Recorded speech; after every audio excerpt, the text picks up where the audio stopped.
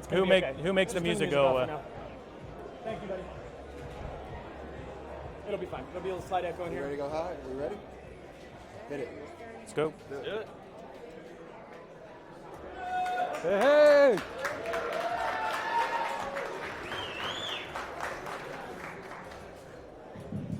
Thank you for that. Hey, we are playing Echo. How about that? Love it. Yeah. Get these brackets going. Thanks for taking a quick pause, though, because although we are here for the Charity Cup, we just completed the Pro Series 1 events. And while we are just proud of accomplishing that league and of all the players who participated and all the fans that supported it, we do want to take a little bit of time to recognize those players who played it best in Pro Series 1. So without further ado, I'm going to bring the head of NEPA up, Timber Cartwright.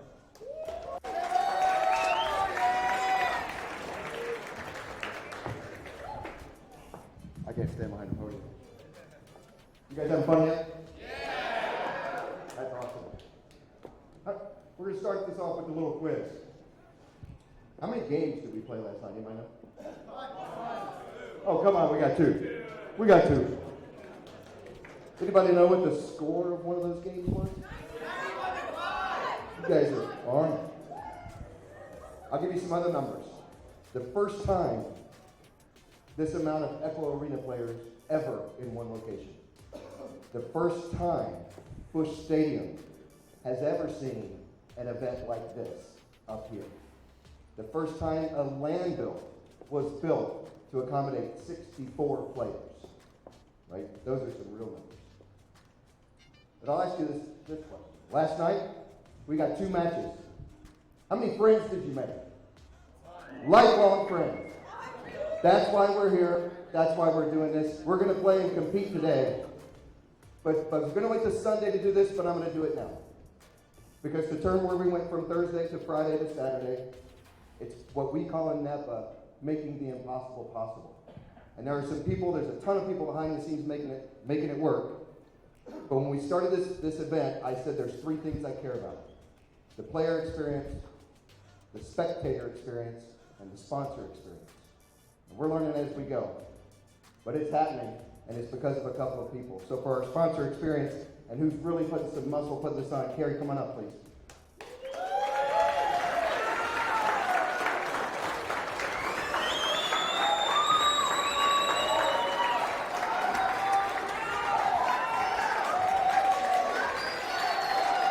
The amount of hours that she puts in is unbelievable, Carrie. Thank you.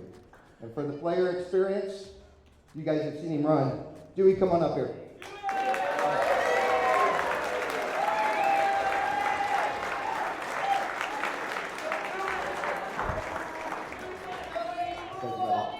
Yep, you guys know Dewey, you know how hard he works with part of the league and everything else, so thanks for what you're doing, Dewey. And the guy in charge of everything that gets all the troubles and the problems, Jimmy, come on up here. You guys know him.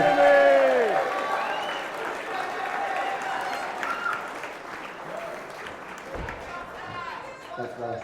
Appreciate what you're doing, so thank you, guys, and I think it's time we get this rolling. What do you think? Recognize these champions? Can't think of a better time, Timber. Let's do it, Bruce. All right.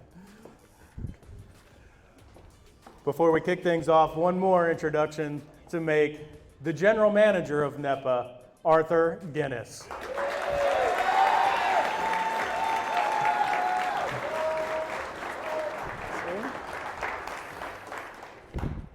And now let's recognize some teams and some players. I bet you guys can guess who's coming next. Our Western Conference champions and runners-up for Pro Series 1, your Echo Club Kansas City. And coming first up onto the stage, Occulizator.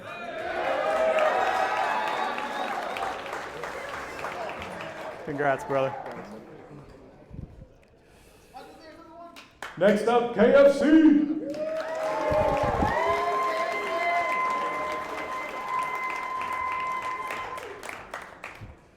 Congrats. Sweet Tooth. Congrats. Paranym, come on up. Nice to meet you. and Zeus.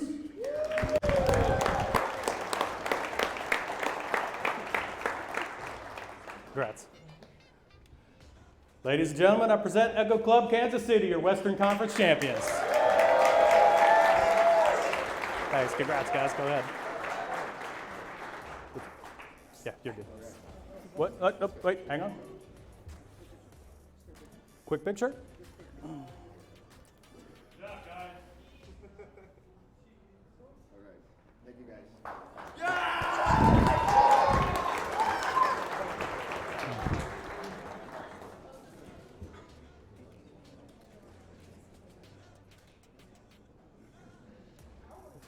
And now, without further ado, our Eastern Conference and first ever NEPA Pro Series champions, the Orlando Cyclones. And we'll bring up the owner, Shaw.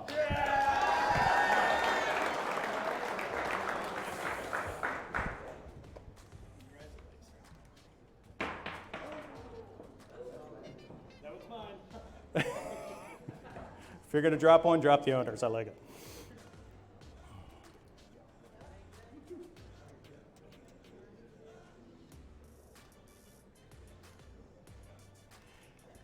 And next up, the Orlando Cyclones captain, Game. Come grab a ring.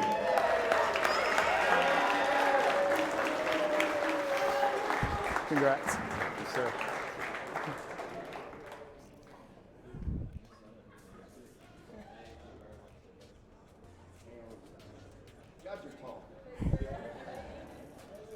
Saluna, we got one for you. Come on up. Congrats.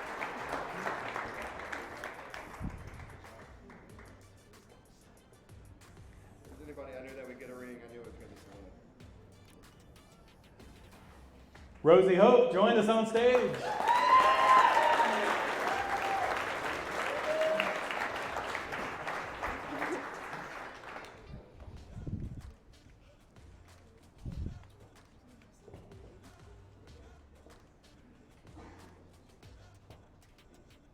Captain Will.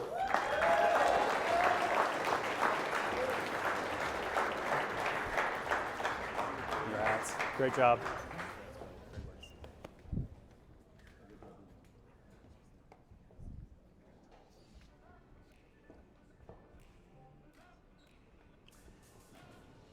Acorn, we got some hardware for you. Come on up.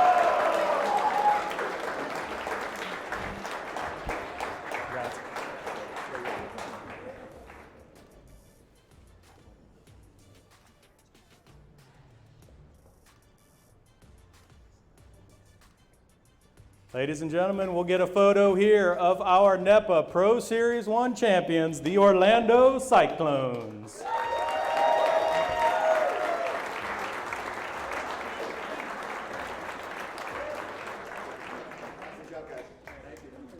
Great job. Good luck to all the players today. Let's get the bracket behind them going and figure out who's going to be the first ever Charity Cup champion.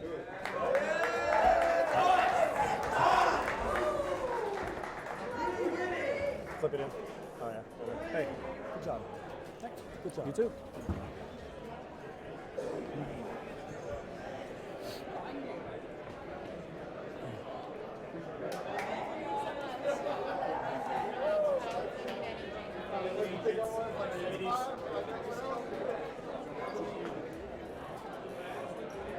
Nice job. Okay.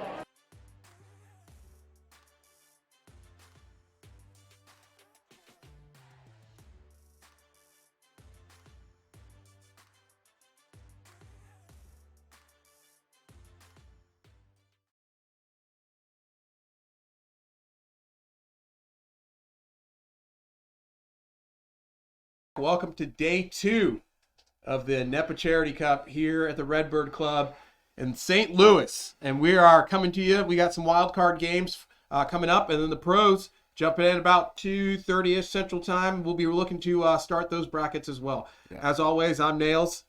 Monsieur Demouy in the flesh here in St. Louis. So excited to see all this, and we're really excited here. Day 2, unbelievable. I've been talking all day about is this I even put a TikTok up with the Bohemian Rhapsody line. Is this real life or is this just fantasy? Because I honestly cannot tell. And I also I got to take a moment to brag. Because I never actually put 2 and 2 together. Because Arthur Giddis, I've known Arthur for years now. Because he was he's Vedum's dad. Vedum was my captain back on Nova way back in 2019, the end of 2019, back in VRML preseason. And I just now put 2 and 2 together that the GM of NEPA was my teammate. No big deal. No big deal. No big deal. Not at all. I'm not bragging. I am bragging. I'm bragging so hard right now. It's a humble brag. It's a humble brag. This is not humble at all. This is all ego. My ego. Oh my goodness! Talking about ego, you seen those shirts? I know you've seen. I showed you those. Dude, if you guys haven't seen Dimwey's on a T-shirt, dude, they have a Sir Dimwey fan club T-shirt. I don't know who's in charge of it, but if you find out how to get one, please let me know. It's just I cannot tell you. My ego was already big enough. My head is huge, right? And that's turned me into a monster. I've gone full prima donna today. I've said, give me my coffee, give me my Red Bull. I want it right now. And then give me my T-shirt. Give me my T-shirt. His face is on a T-shirt, dude. You can't make this stuff up. And that's it's one thing. We're talking about how we can look out there and we can see ourselves on the Jumbotron right now, which is so cool. Like literally right now, I can see myself, me and us, and that is one thing. But then to have these kids decide to just make T-shirts on their own, I can't even. So it's been so cool today. I met a ton of people yesterday, and now today I've met so many more. And as they were doing the opening ceremony, I realized I still have not met Paradigm and Zeus. So, I mean, as many people as I have shaken hands with, taken pictures with, hugged, and just talked to, there's still people I have not run. That's how many people are here. That's crazy. It's going to be an all-weekend event, just getting through the introductions and getting to see everybody for the first time. So, we will be out in the crowds when we get some time. Rolling through, and if you see us walking around, me, Brutus, Dimwey, say what's up. We're probably running around trying to make sure some stuff is good to go. Or if you're Dimwey, looking at his T-shirt. So find us, pull aside, say what's up, and for all of you that couldn't make it, you're in for a treat today as we get into day 2. Yeah. We're gonna get those set up, and we will be right back, rolling into some more wild card games. Nice.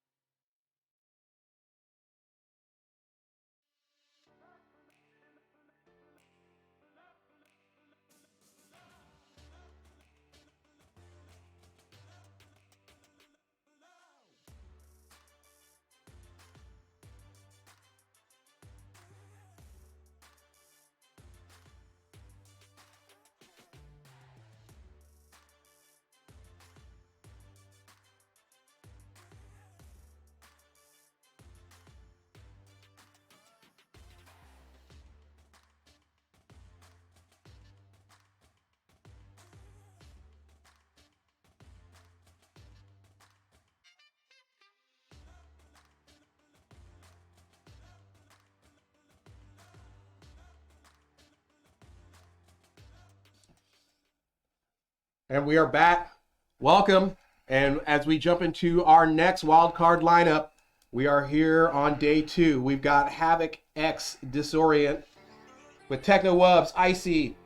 We found out it's pronounced Arhanes. Arhanes. Yes. And Draco Mako. And then over on blue, Echo Universe with Goran, Na, Original, and JDG is here.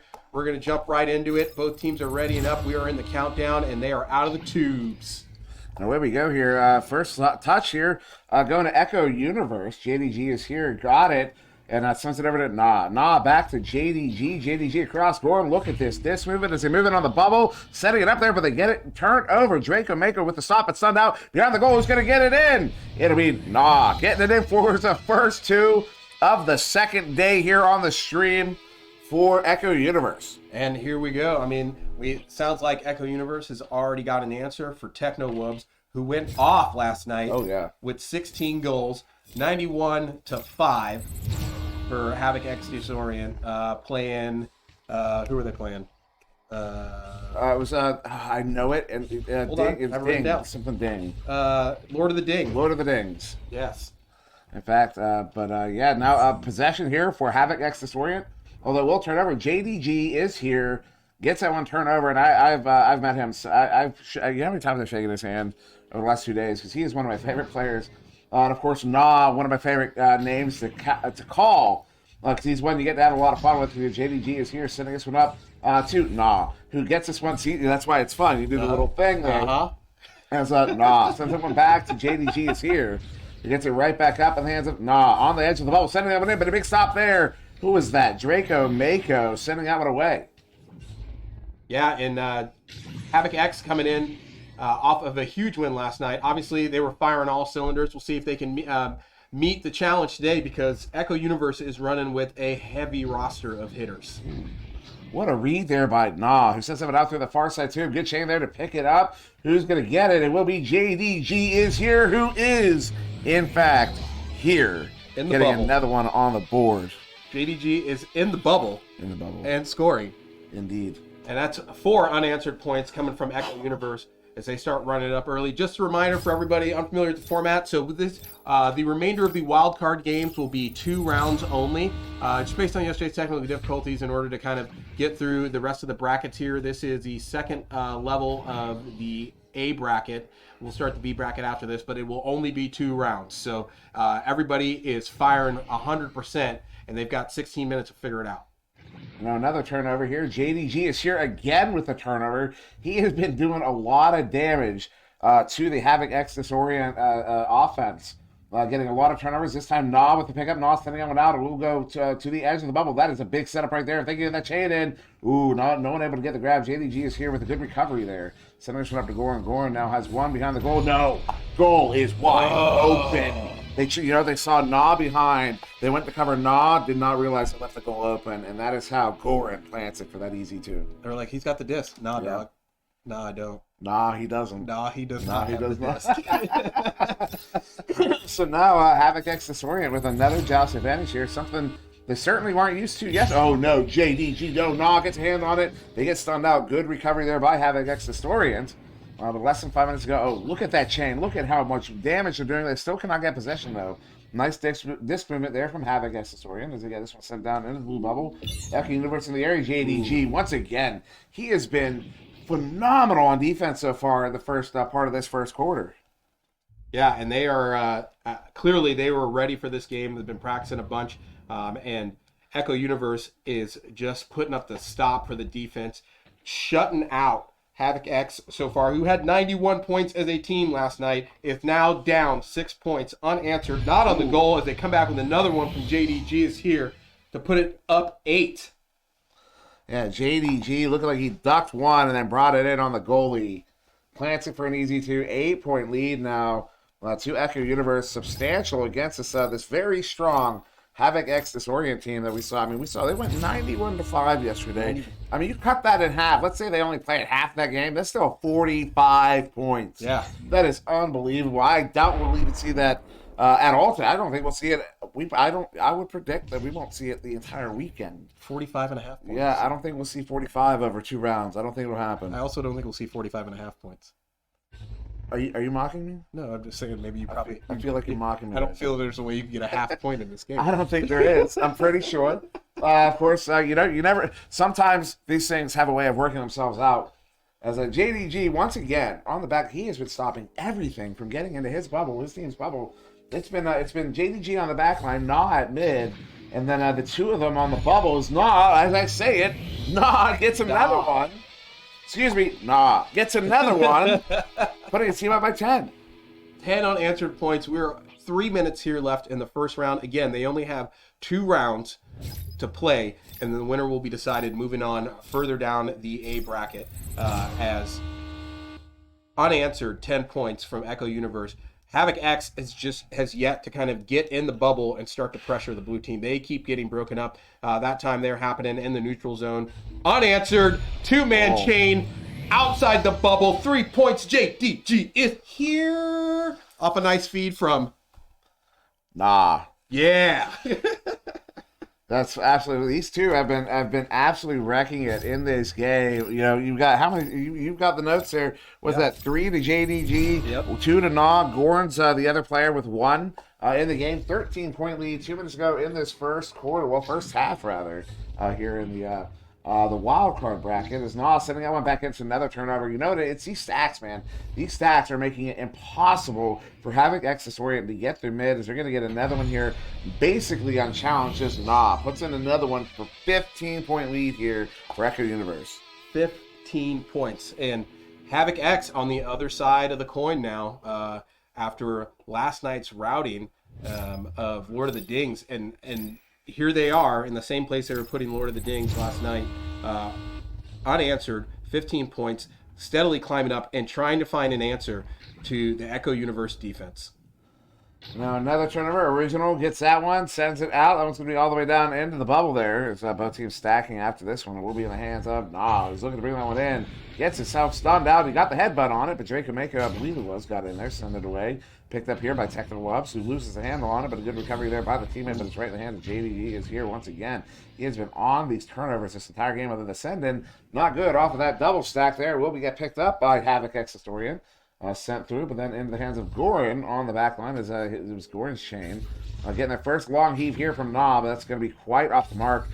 Probably a Quest 2 throw, if I'm going to be honest, as Icy turns it around. But there's Gorin on the back line again. Gorin, bounce pass, trying to get that one to his teammate JDG, who's not able to get that stun off. That disc is loose, though. It's going to be a race to it. JDG and Icy. Icy gets a slap through the mid. The tube there at mid. And now down to the edge of the bubble. Looks like defense probably going to get a recover there. Nah with it. And still unable to answer in that bubble date. They are beating it up once they get into the bubble, and the defense is getting back. And you see these chains coming really, really quick from Echo Universe, and not quite able to hang as Havoc X is still trying to find their rhythm here to get on these chains and take advantage of these open goals as Echo Universe starts to bring their whole team. And there it is. Heck no. Our man, the T-Wubs. Yeah.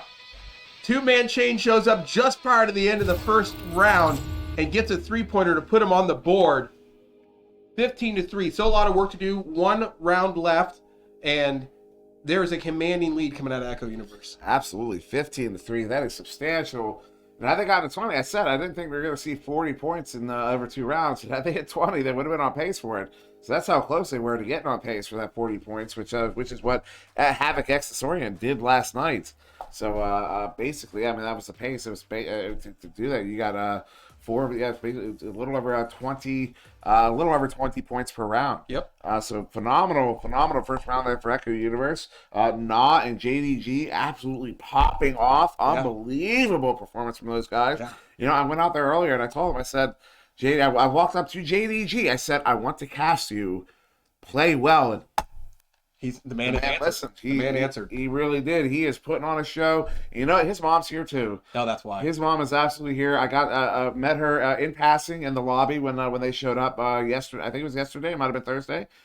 She was super friendly, and I am absolutely convinced that she is also super proud of the way because he is so good at the game. It shows here him and JDG and Nah just putting on a show for us. Full clinic, and for those of you guys keeping track of the brackets, so in round 2, For bracket A, we've got Dyson Vacuum Cleaner versus Balance playing right now. We look better in Zero G versus United, Echo Universe versus Havoc X, and Lord of the Dings versus Big Baby. These 4 games will come down to 2 more games, and the winners of those next 2 games in round 3 will go on to play as wildcard teams against the pros as we jump into the second round of this game here. And right out the gate, Icy putting some ice on it. What, 15 seconds into the second round 15, with a nice 2-pointer. Yeah. That's 11 seconds in fact. Oh, pardon me, sir. Well, technically correct is, of course, the best kind of correct. Everybody knows this. Actually. That's what the internet teaches me every day. Oh, man. Dude, if pedantry was a sport, I'd be a grand champion. As Goran, half the people watching don't even. Anyways, Goran back to Nah here. Nah on the back line, almost a minute off the clock, but still possession here to Echo Universe. What a good start there, though, to Havoc X Astoria. That's the kind of thing you need to really help your confidence in yourself. As Draco Mako will get that one picked off, sending it out here at mid. Draco sends it up. That's a flat bounce. Those are dangerous. Not though. That's not why. Those defense, good recovery there. Sending it out. Technical ups on the back line. Try to pull the Ender. Speak of Ender, Ender is here. JDG is here. Sends that one up. I did not mean to make that joke. As that one makes its way to the far side. Icy sending that one out, but it's going to be off the bow tie there. Picked up by JDG. JDG juking around. Nice jukes there, JDG. Going on the back line, sending this one right back in. And there's JDG. JDG looking for the cut. Hits the cut. Ooh, the shot off the backboard going wide out of the bubble. Straight back out of the bubble and still looking to get points here in this second round. Here comes Echo Universe. JDG putting on some magic shoes. On the player mat, coming right in as Goran tries to walk it in, gets stuffed. Draco Mako's not having any of that as they turn it right back around, and here comes some nice looking chains out of Havoc X. And Techno Wobbs gets it in. He's going to get another one here. So you've heard of the swear jar, right? Everyone knows the concept of swear jar. You see a bad word, you put $1 in or whatever. We need a shout jar because what was it? What the save that Draco Mako made right there made me yelp, and we can't be having that. So Draco Mako, we need to put you $1 in the yell jar because I need to preserve my voice for tomorrow. So guys, you can't be doing anything that cool yet today, right? You got to save me. You got to help me here. You got to save the A moves for tomorrow. Exactly. That's the B moves are for today. Go with your bread and butter. Tomorrow you can go with the flashy stuff. As Nah with a big turnover there, sending that one out, hits the far side wall. Will make its way up to the ceiling. Ooh, scorching in was Nah trying to pick up his own clear. Draco Mako gets there first, sends it back, but Goran on the back line, sending this one right back in. Goran to Nah behind the goal there, trying to make something happen, but does not happen. As Original picking this one up on the ceiling. Icy moving in, sending that one back. Good read there by Techno Webs, gets that one sent away, and all the way out to mid. Oh no, JDG collects it again. JDG up to Original going behind the goal there. It's going to be the hands of TNO. Another good read in the bubble. Havoc X Astoria is really stepping up right now. Yeah, they are crushing it. Then they've closed this down to an 8-point game here with just under 5 minutes left in the second round. And adaptation round lives up to its name as they come back. Still unanswered points. Four unanswered points coming out of Havoc here in the second round. Yet to be put on the board is Echo Universe for round 2. And we're halfway through this round. We're halfway through this round. And we've seen yet not a single goal from Echo Universe. And maybe another one we do from Techno Wubs. Putting it in, bringing his team up to 9 points here. They are only down by 6 all of a sudden with 4 minutes to go. That is plenty of time to get that comeback. Plenty of time. And right now, Echo Universe needs to find some of that magic they had in the first round and start getting some points on the board to keep this spread comfortable for them rolling in the last 4 minutes of the second round, because this is it. Whoever wins this game, or at the end of this round, whoever has the most points is moving on to the next bracket. Sorry, I just pulled a John Madden, but for just so everybody knows, there will not be another round. This is it. This is it, and of course, the team that has the most points does tend to win as well. So, you like that? Yeah, technically that is correct. And of course, technically correct is kind of correct. That's what it said. I will say that 20 times today. Goran with good scoop there, sending it back to mid. And then Icy there to recover. They have numbers right now. If they press up here, Techno Webs bringing it in. He hits another one.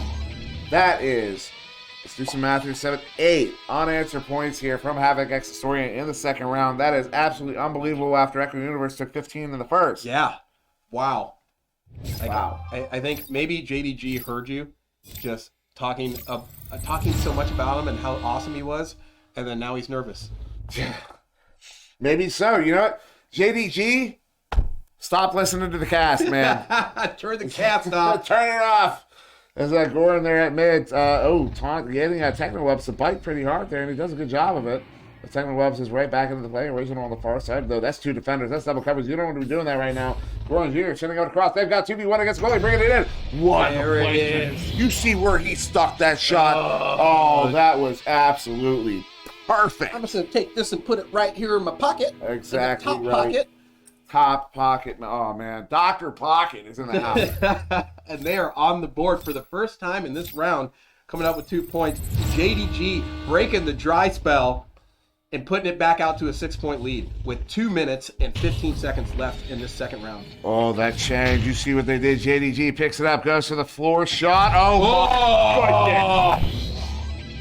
Yell jar. It's going in the yell jar. Oh, I'm going to be broke by the end of the day. Unbelievable. What a goal there. JDG is most certainly here. Coming right back. Great reflexes by JDG.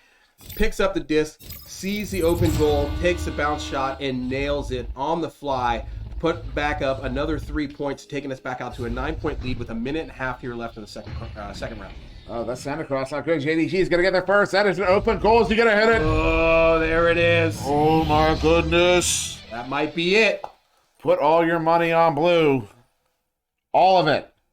All of it. All the monies. So I'm gonna say, dude, this is a roster that could absolutely go all the way to play the pros here. It would not surprise me. This is a very, very talented roster with the way they are playing. Yeah, they could absolutely do some damage here in the tournament. As Drake will make a quick pass, not too quick, but a pass there, far side too. Collected by Technowebs, moved up near side, open goal. Techno! So that brings the team back with a 9. Yeah, they're not out yet. Techno making sure that they Echo Universe knows they are still playing to the whistle. 50 seconds left. 45 on the clock. Going to be exactly 41 once we come at the tubes, actually. And Echo Universe, the Joust advantage here, 40 seconds. Although, you know what? We might just be out of time. They need the 3 goals. That's 2 resets. 2 resets is 40 seconds. And they got to drop out here. That's sending that no matter what is the ice. 26-14. We have time for one more goal. But that will do it. Echo Universe is going to be moving on to the next round. JDG taking the title here for the game with 7 goals. 7 goals. Just when it was starting to get sporty for his team, comes back and just goes on a tear with 4 goals in essentially the second half of round 2 and stretches that lead right back out, securing the win. One more shot, can't quite get there, and secures the win for Echo Universe, and they will be moving on to compete for the wild card spot against whoever wins the bracket against, against Lord of the Dings and Big Baby. So we'll be looking to see what happens there. We will cut out for a quick second. We'll be right back for the next game. Obviously, JDG, I would say, MVP. Oh, hands down. Hands down, no question. Without a doubt. Without a doubt, there you have it. JDG, congratulations to you. Don't cool off too much. You got another game coming back up as we continue to walk down the brackets. Just real quick for everybody keeping track. Over in round 2 for the wild card bracket B, we've got Solo Team Charlie, yet to be announced who they're playing. Solo Team Alpha, Ancient Bohos, and Order 66. They will be playing in round 2 here. We'll have some results for those games, and we'll be coming up here for the next cast in just a second. We'll be right back.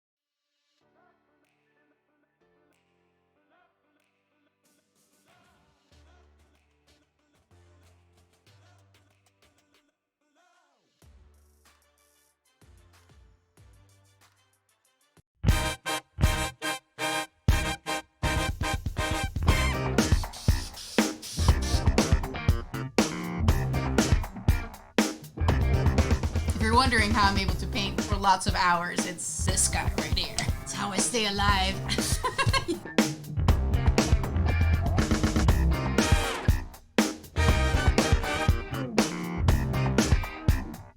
Who hit me with the hydrate?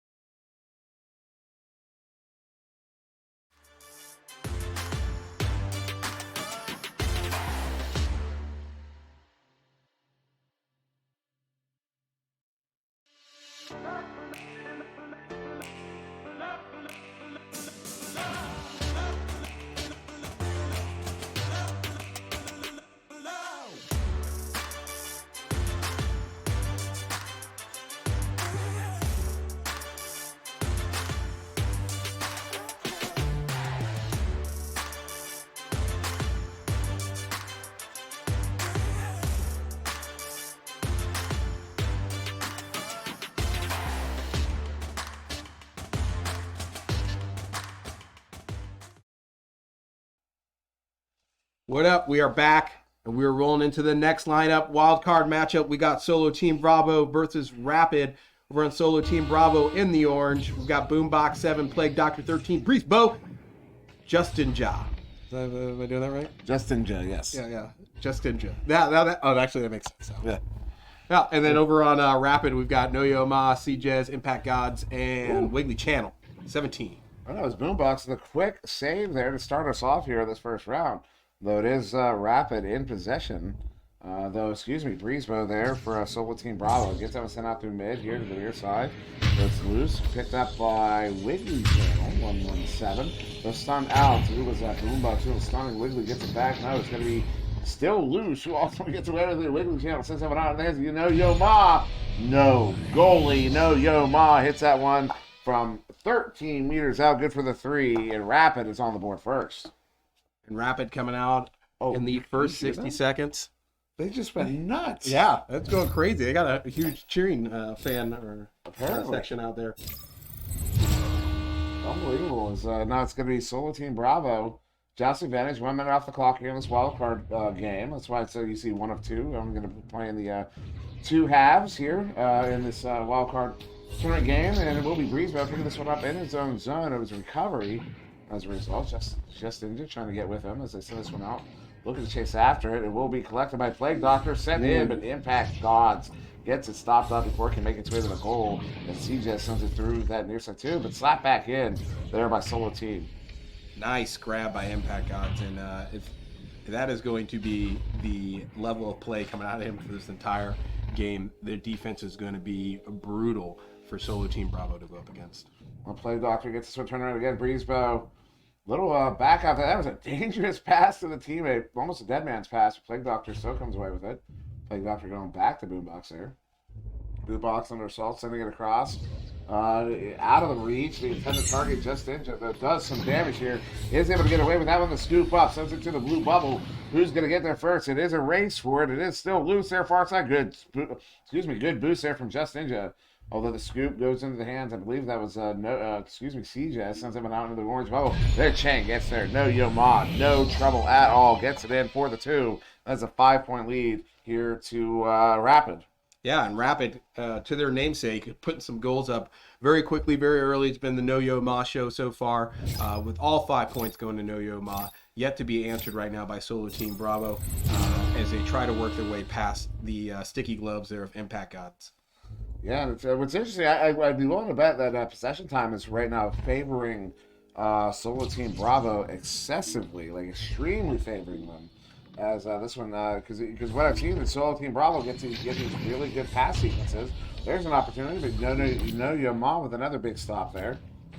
That one gets sent out. Plague Doctor at mid, picking it up, turning it right back around. So again, I mean, you're seeing this possession time from Solo Team Bravo, but you notice they still don't have any points on the board here. We're almost halfway through this first half.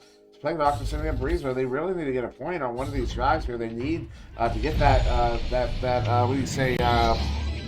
your confidence. They need to get that confidence back, and there it is. Just in Jeff from Breezebo hits that for the 2. They are on the board here finally as we approach the halfway mark of the first round. I think the word you're looking for is mojo. Mojo. Indeed. Your friendly neighborhood thesaurus. And, we're going to launch out here. 4:20 on the clock. CJ sending out to the far side too. No Yo Ma with a good recovery. As that stack attack the quarterback fairly really quick. The Wiggly Channel bringing that one in. Takes a shot. Sets up Impact Gods who plants it for the 2. That's back to a 5-point lead here for Rapid. Right back out top, coming up to the halfway mark. And Solo Team Bravo trying to find their mojo. Got 2 points on the board, looking to make that more, but not before Rapid has an answer to bring it back out to a 5-point lead. We'll see if they can work it back the opposite direction, try to get some points on the board and close this gap a little bit. If you guys missed the last game, coming in for the first wild card game of the day there with Havoc X Disorient versus Echo Universe. Havoc X coming back in the second round. Wasn't able to close it out, but they got real close than spitting distance. So we'll see if we'll see the same thing here coming from Solo Team Bravo. And Plague Doctor with it on the far side. Trying to get it to the far side too. Not going to happen. That chance to track it down. No Yo Ma sends it. No Yo Ma hits it. No Yo Ma has been nailing these today. All day long. Another 3-pointer. And I think that 3 goals right now for No Yo Ma, 1 for Impact Gods. But No Yo Ma has just been getting the feed the entire time from the team. Rapid's reading real well the defense of Solo Team Bravo, and they've got them doped out. Solo Team Bravo needs to come up with an answer or change something up here to make it a little bit more difficult for Rapid to keep putting these answers back on the board. No Yo Ma setting up. Oh, what set there, CJ? No Yo Ma, CJ. No Yo Ma nails that setup right in front of the goal for CJ as I believe it's a goalie slash defender. Basically vacated that lane there and made it too easy for them to put that one in. What's No Yo Ma's history there? Do we have a name change sleeper in the arena right now? I don't know because I No Yo Ma is vaguely familiar, but honestly, the rest CJ's Impact Gods and Wiggly Channel, I honestly don't recognize these players, and I'm really that's what's got me a little surprised here because I do recognize the players on the Orange team. Yeah. And that may be biased coming in. I'm going, oh, the Orange team will probably win this one. And I am so wrong as they get another Wiggly Channel 117. I don't know who these players are, but I'm going to have to learn pretty quick, aren't I? Yeah, right. Wonder if there are some name changes there. If not, like, these are some players that we need to keep an eye on for the rest of the LAN event here, as Rapid is got goals across all 4 players on the team, with No Yo Ma leading the way. And T led in chat saying, we are sitting right by Rapid as they play it. It's a great atmosphere. I believe it. The atmosphere of this place has been absolutely phenomenal, period. I mean, and just, and on the top of that, you got players who are here in person, so that camaraderie is it has a deeper meaning, has deeper roots. This is a big opportunity here for Wiggly. Nice. Wiggly Channel, what a play there. Gets by the defender, gets that one in, putting his team up with 14 points. Just running away with it. And, yeah, I mean, it's been great the entire time, and most importantly, while you're here at the LAN event, everybody that you're talking trash to can hear you.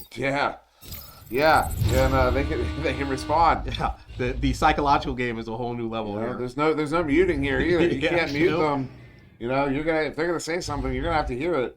And so that's definitely adds another layer to the experience, especially for the players. But it's also kind of cool as a spectator to hear the trash talk, because it almost adds to the spectacle. As Just Ninja, Breezebo brings it in, hits that hook shot. Finally, they get the second goal here in the first half, bringing that lead down to 12. But there's only going to be 19 seconds on the clock once we come out here. Yeah, and that's not a lot of time. They need to get one more, break up this joust advantage here, and try to put a couple more points on the board rolling into the end of round 1 if they want to feel more comfortable here going into round 2. CJ handling that one over to Wiggly. Wiggly sending it through. That's going to be a flat bounce there. Well, flat-ish. Flat enough. But we'll turn right back over. Just Ninja picking it up. 5, 4, 3, 2, 1. We're going to count down to the end of this first half. And it will be, for the first half, Rapid going into the halftime 16-4. That is a substantial lead. Yeah, and the big thing I notice about that is that Rapid across the entire team is proving that everybody is lethal. Obviously, No Yo Ma again taking the lead with 3 goals in that first round. But CGS with 1, Impact Gods 1, Wiggly Channel 17 with 2. Every player on that team is a threat to the goal over on Solo Team Bravo, and Solo Team Bravo still trying to figure out a little bit of an effective offense here that they can start moving those chains down and put some points on the board and working their way around Rapid's defense. And of course, Rapid, they had every single player on the team score at least 1 goal in that first half there. That is substantial. That is notable. That's how you win games. That's how you move up the ladder. That's how you progress as a team. Everybody needs to be able to play. You don't need to always play everywhere, but everyone needs to be capable of playing anywhere at any given time, and that's why that works out that way. That's why you see those teams. That's why we look for we call it stats bingo or echo bingo. When you're looking at the stats sheet, and you're looking at goals, goals, assists, and saves. And bingo is if all 4 players get numbers in all 3 of those slots there. It's a 4x3 grid. You hit that, you get bingo, because it's kind of an important thing. If you can get your team to push those stats in that way, to eat across the board evenly, everybody's hitting them, you get games like this where your teams go 16-4 against players that we know well from a team that we don't know very well at all. That's really showing us who they are today. Yeah, we're going to go out there and meet them, find out who they are. Indeed. Because we may be seeing them, obviously, further rounds here of the wild card matchup. And then obviously at the end of the wild card matchup there, we're going to have 4 teams that are going to be in the brackets there with the pros. And we'll be looking for some upsets here for the rest of the weekend. Oh, that would be, that would actually be, so exciting to see.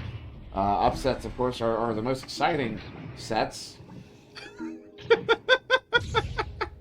I'm just not a fan of downsets. Yeah. I don't know that anybody is. Sometimes. Is there a sideways set? No, it's called an aft set. Aft set? Aft set. I was going to say lateral set. Oh my goodness. No Ma gets another one here. Oh man. 2 points on the board, up by 14. 1 minute into the second half here. 1 minute in to the final half for one of these teams. Is Boombox. Quick pass there. Near side too. Just Ninja gets it through, but it will be another turnover there. CJ setting it through mid, but in the hands of Boombox on the back line is Boom. Walking that one up there. You see him in that far side tube. Now sending it across here to Breezebo. Pushing up, although good coverage there from Yo-Yo Ma. Excuse me, No Yo Ma. I can't wait to get that. No Yo Ma. As Plague Doctor sends that one in. Opportunity here, looking for the cut. Was just Ninja. But Breezebo was not able to get there in time. And a scoop there. Somehow Plague Doctor coming away with that one, taking it to the back line. And they're finally starting to work their way in the bubble. Oh, another opportunity there. As Solo Team Bravo really bringing the pressure over on blue side. That's the most time I think they've been in the blue bubble the entire game. And so they're figuring something out. Not quite able to convert, unfortunately, but you see the double chain coming back. Nice grab to pick up the defense. Now clear there, not out of the zone, gets caught in that trap. That leaves that stack there from Rapid to get that one picked up. Unfortunately, Rapid looks like they have a player dropped out here. But of course, they are playing on. CJ's back to No Yo Ma, and then No Yo Ma bringing it in. The shot off the post, out of the bubble, so shot off the mark. But it will be collected there by Impact Dogs. Impact Dogs, CJ's trying to send them across, inadvertently bounces. That goal is wide open, though, as every single defender came out there and clumped around that loose disc. As now, Impact Dogs gets it back, sending that one in. Was trying to hit the teammate on the floor there. That was No Yo Ma. But was not able to make that happen as this one gets cleared out. Nice work by Rapid. They're falling down to teammates, playing three-man game here. Did a real nice work of tying up Solo Team Bravo on their side of the arena to buy themselves some breathing room. They're back here playing defense. Oh, Impact Guys with the grab, but wow. Breezebo coming in to break it up. Zeroes in on the goalie. Comes in for some violence, picks up the disc, and slam dunks it for 2 points. And they are back up to a 12-point game. Rapid just trying to hang on now with 3 players and extend this lead for another 5 minutes and take them to the end of this game. It will be sunset for one of these teams. If whoever loses this game here will be sunset here in the wild card bracket. In fact, it will be. It's at 4:30 on the clock. It's still, just a 12-point game. It's still, especially in the 4v3, there is an opportunity here for Solo Team Bravo to mount this comeback. But they're looking at a 2v1 right now against the goalie. Goalie is perturbed. No Yo Ma is able to get that one in for the 2, putting his team up by 14 points here with just over 4 to go here in the second half. This is quite a performance here from Rapid. Yeah, and Rapid is, this is what your hockey fans would call a power play. Yes. Yes. Down a teammate, but still making it happen. And again, that what we were talking about before with every player on Rapid's team being capable of putting points on the board, playing defense, playing offense, and obviously bringing the stuns. And so that just goes to show how important it is for every player on your team to be capable of playing all around the arena, because when you're down a man and you're playing 3v, still the amount of pressure they're still bringing to the orange team and how hard they're making them work here in the bubble is just a testament to that. It really is. Maybe an opportunity here. No, they keep just barely missing these opportunities. Now, No Yo Ma sends that one out. Good slap there. Gets it all the way through mid, all the way down into the Solo Team Bravo zone here. Disc is loose right at the edge of the bubble. Picked up by No Yo Ma. He's going to hit another one for the 2. Putting his team up by 22-6. That is a lead of, 18 points. No Yo Ma with 6 goals. With 16 points. 6 goals here. 3 of these, 3 and 3 here for the first round and the second round with 3 minutes left. Still down a player and holding on to a 16-point lead. Yeah, that is quite impressive. It shows you how talented this team is. That we with players that none of us are. Yeah, honest to goodness, I'm pleasantly surprised by this. This is the kind of stuff you want to see at an event like this. Oh yeah. You know, because this is the kind of place you can make a name at an event like this. Yeah. You can really be noticed, and if this Rapid team is going to be noticed, this is how they're going to have to play to do it. And they're doing quite a job of it here against Solo Team Bravo. As that one gets sent through 2.5 minutes ago here into the offensive zone. Collected by Justin Jib. Looking to bring that one in. No, he's going to shovel that one over to Plague Doctor, who will hit it for 2. Bring his team back within 14. 14 points, but only 2.5 minutes here left in the round. And Rapid still hanging on with the 3v, making it happen. I think they're just trying to hold on to this 14-point lead as much as they can. They've been doing a great job there, keeping the pressure on, giving up a 2-pointer there to Plague Doctor, but definitely still with what I would call a comfortable lead here rolling in the last 2 minutes of this round. Comfortable lead indeed. Well, it's a 14-point differential. It's a bit on the 5 goals. It's 4 resets, a minute 20. So there's time, but not very much of it. They have basically 30 seconds to score all those points here. As minute 50 on the clock. This one gets reset here. Does it get through? It does. That one's all the way down and in here to the orange zone. The Bravo zone. Oh, they pick it up. Oh, what a stop there. Excuse me, it was a post. And then Just Inja got the grab on it on its way back in. Minute and a half to go. As No Yuma on the far side sends that one in. The defender on the block showed a play, but Boombox will come out to get that one picked off and then set out through that far side tube. Phenomenal clear. And it will be teammates getting there first. Maybe it is. Picked up here. Breezebo setting that one up. Ooh, but it's going to be intercepted. No, Breezebo gets it back. Sorry, excuse me. As Breezebo sending it on the crossing hands. Plague Doctor, who does get stunned out. And that is the turnover as CJ sends it. Clearing right back out. 60 seconds here left in the round. I think, I'm not a math dude, but I think based on, well, that will do it right there with Quincy. We could put that nails in the coffin and figuratively, please, not literally, but yeah, that'll basically take them here to the end of the game, and it looks like Rapid's going to be moving on. Rapid, the new faces on the block, coming out swinging and making a name for themselves here early in the LAN event. Looking to move forward and secure a place for themselves as a wild card team to play against the pros later today and tomorrow. Now maybe time for 1 or 2 more goals. Boombox trying to send that one in. You know, something, a consolation to come. You know, get a couple, a goal or 2 to end it, just as a reminder that they are still here to play. As that's good. Good save there. Impact Goddess sending it out. Just Ninja. Picks it up far side. Breezebo coming away with it. Breezebo sending this one in. Gets the intended target, but they were ready for it. They knew exactly where it was getting sent. That's going to be out of the bubble one more time. 5 seconds to go. Maybe time for one more shot. We'll see if that's going to happen. 2-1. And the game is over. There you go. It will be Rapid over Solo Team Bravo 24-8. Unbelievable. And Rapid got an early lead, held on to it. Got their 4th player back in here at the end of the second round. But just an outstanding job by Rapid to put the pressure on early, really figured out Solo Team Bravo's defense, and more importantly, figured out Solo Team Bravo's offense. It took most of the first round for Solo Team Bravo to kind of figure out their way into the bubble over our Rapid side of the arena, and then it took them another basically full round to figure out how they could penetrate that bubble and put points on the board. And so, outstanding job to both teams. Rapid, of course, walking away here with the W on the newly minted team here at the LAN event. And I think Noyo Ma coming in as the MVP with 6 goals. Yeah. Just crushing it the entire time. And looking forward to see Rapid play the rest of this weekend and see where they go.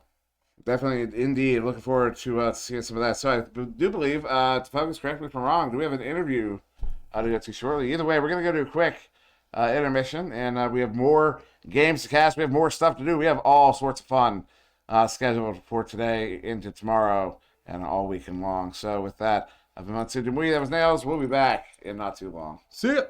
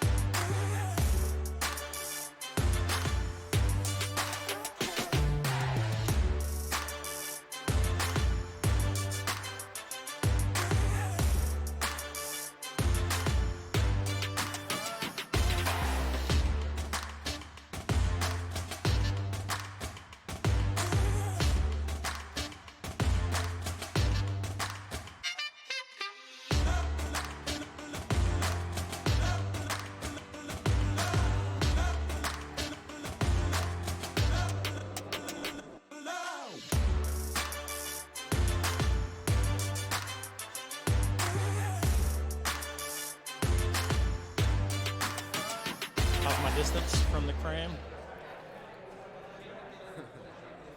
All right, man, I'm gonna hand this to you. If you can hold it right about there, we'll be able to pick you up all right. And we are live, is that true to focus? All right, man, great start here. Yeah, all right, come over this way a little bit. We're looking at that camera right there. Dude, you're off to the hot start. 2 great matches. What do you think so far? Yeah, I'm feeling good. I got some good teammates. Yeah. Me and Nostek is like insane right now. Echo Universe is looking really strong right now. What's the secret? Just play good. Did you guys do anything special to prepare for this event? I mean, I played this whole week on Quest, I guess. Yeah. We didn't really do much preparing. Okay. Just got the right chemistry, huh? Just played. All right, man. That's great. I hear Mom is here. Yeah. Enthusiastic fan. I'm sure she's excited to see a couple of victories now, huh? Yeah. Good deal. So you guys are moving on into brackets. We got them right there behind us. It's going to be Lord of the Dings or Big Baby. What do you guys got next? We're taking the dubs. Yeah. We take the W's. Yeah, I love it. All right, well, hopefully we see you guys continue on. Great job out there. Look forward to some more awesome play. Appreciate the interview, man. Congrats. Here, I'll take that. Let's shake. Good luck, brother. Back to you.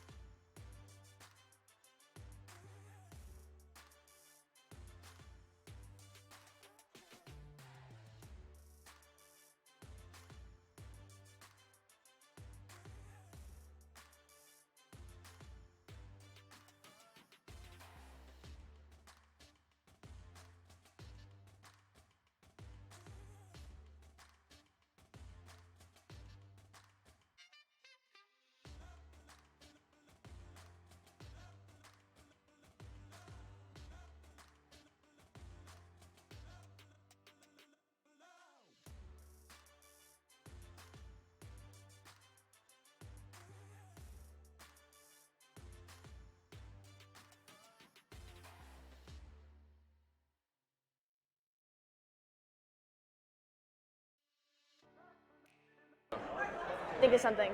That is something. I'm just gonna say like what you think about this land so far. Oh, we're live, Hey, we're on camera. aren't we? I'm waiting. He's gonna tell us when to go. Oh.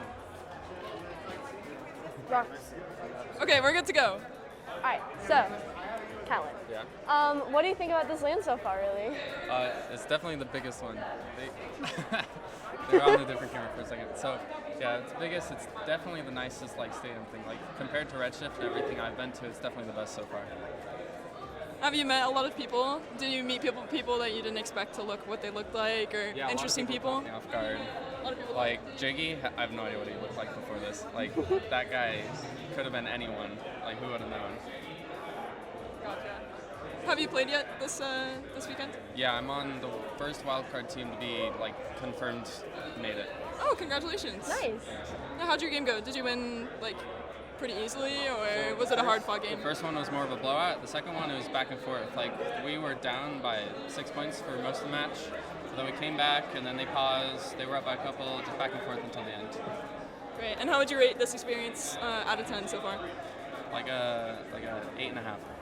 Gotcha. Well, thank you so much, Callan. Thank you so much. All right, we're gonna try and grab someone else for an interview. I'll give you 20 bucks if you get Will on camera. We're not we'll try to get as many people as we can. All right. Good luck. All right. Thank you. All right. Selena, do you want to go grab someone? Yes, let's We'll go grab other people. people.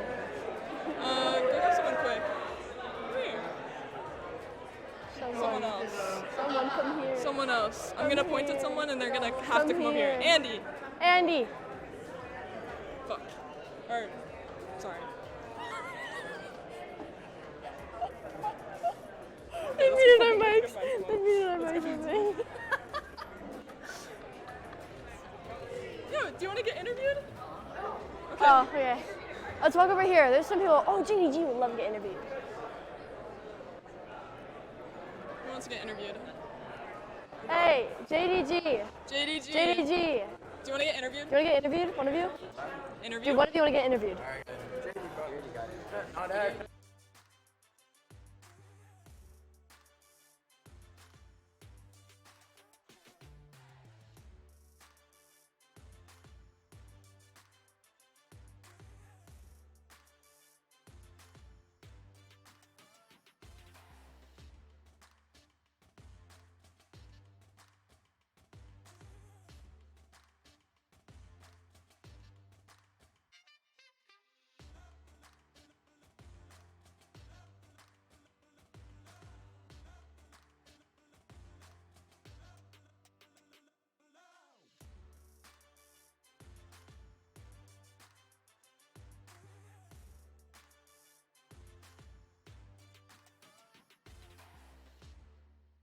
Yourselves one by one. I'm Goran. I'm Nadash. Original.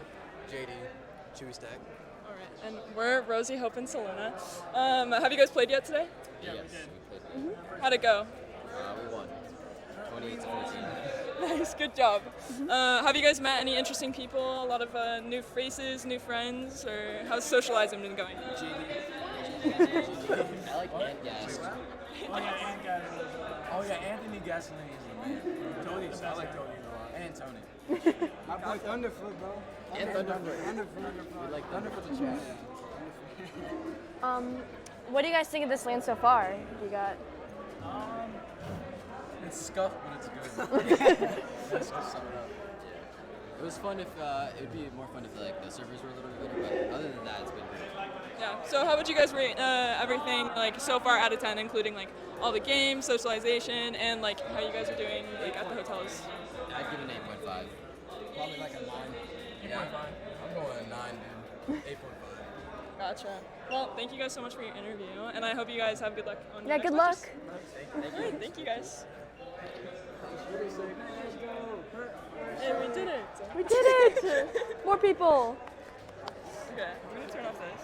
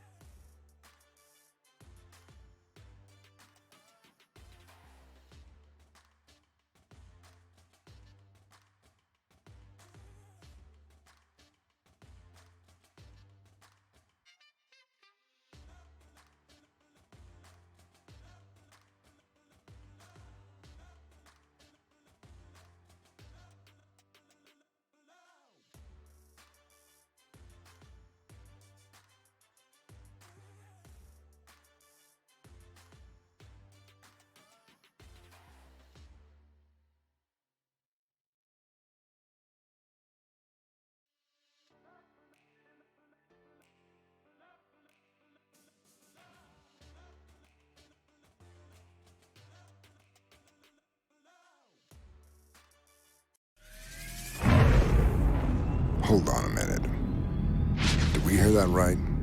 Dodge is making an electric car? We're talking hypothetical, right? Surely you jest. Dodge? You mean the people who devised the legendary 426 Hemi and sunk it into a sublime missile? You mean the Dodge that created the Hellcat Red Eye and the most powerful muscle car in the world? Makers of the 840 horsepower wheel-standing Demon? Why on God's green earth would Dodge ever build an electric car? Anybody? Any thoughts out there? Hello?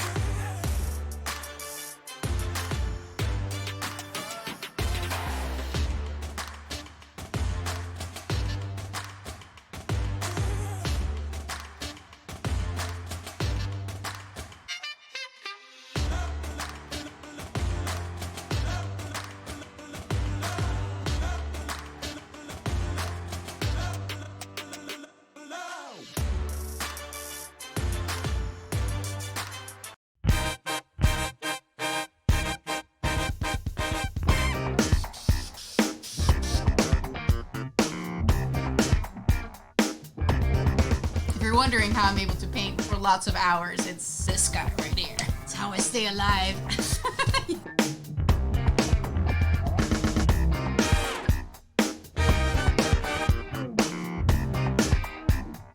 Who hit me with the hydrate?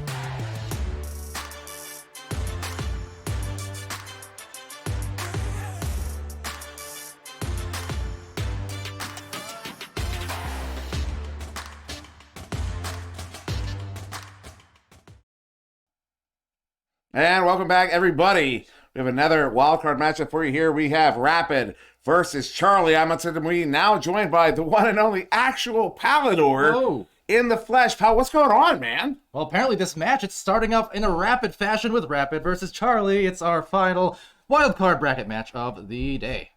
Yeah, at least the last one we're going to be casting is this one, loose at mid here. I didn't see you actually got the first touch, but it was loose there for quite a while. So we do have Rapid on the left and, Rapid on the right in blue.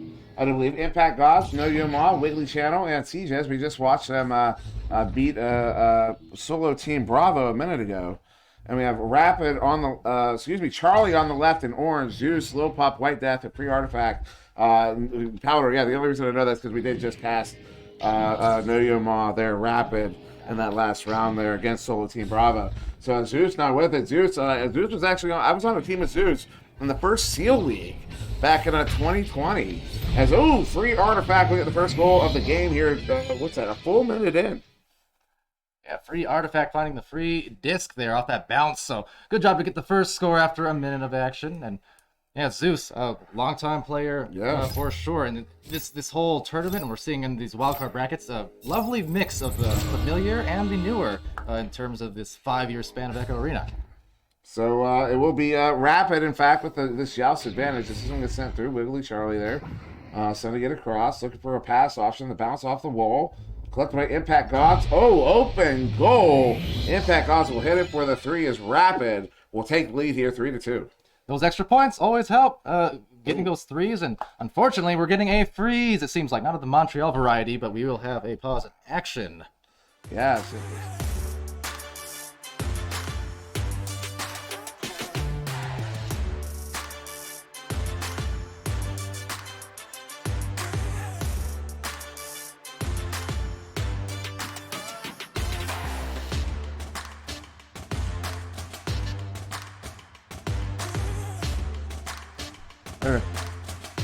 I'm so sorry about that, folks. Ran into some technical issues. We will look into getting this fixed as soon as possible. So stick with us. We will be back very, very shortly.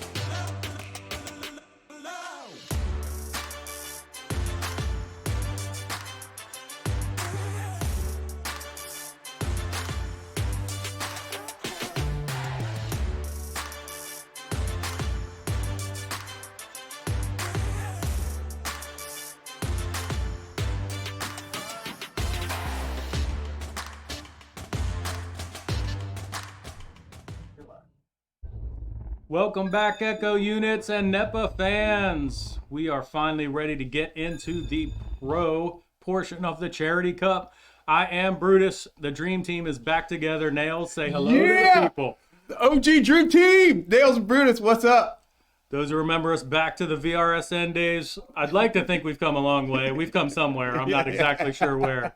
But it is good to be back literally in the booth with you, my friend. Yeah, dude. It is good. We are back in the booth, bringing the heat.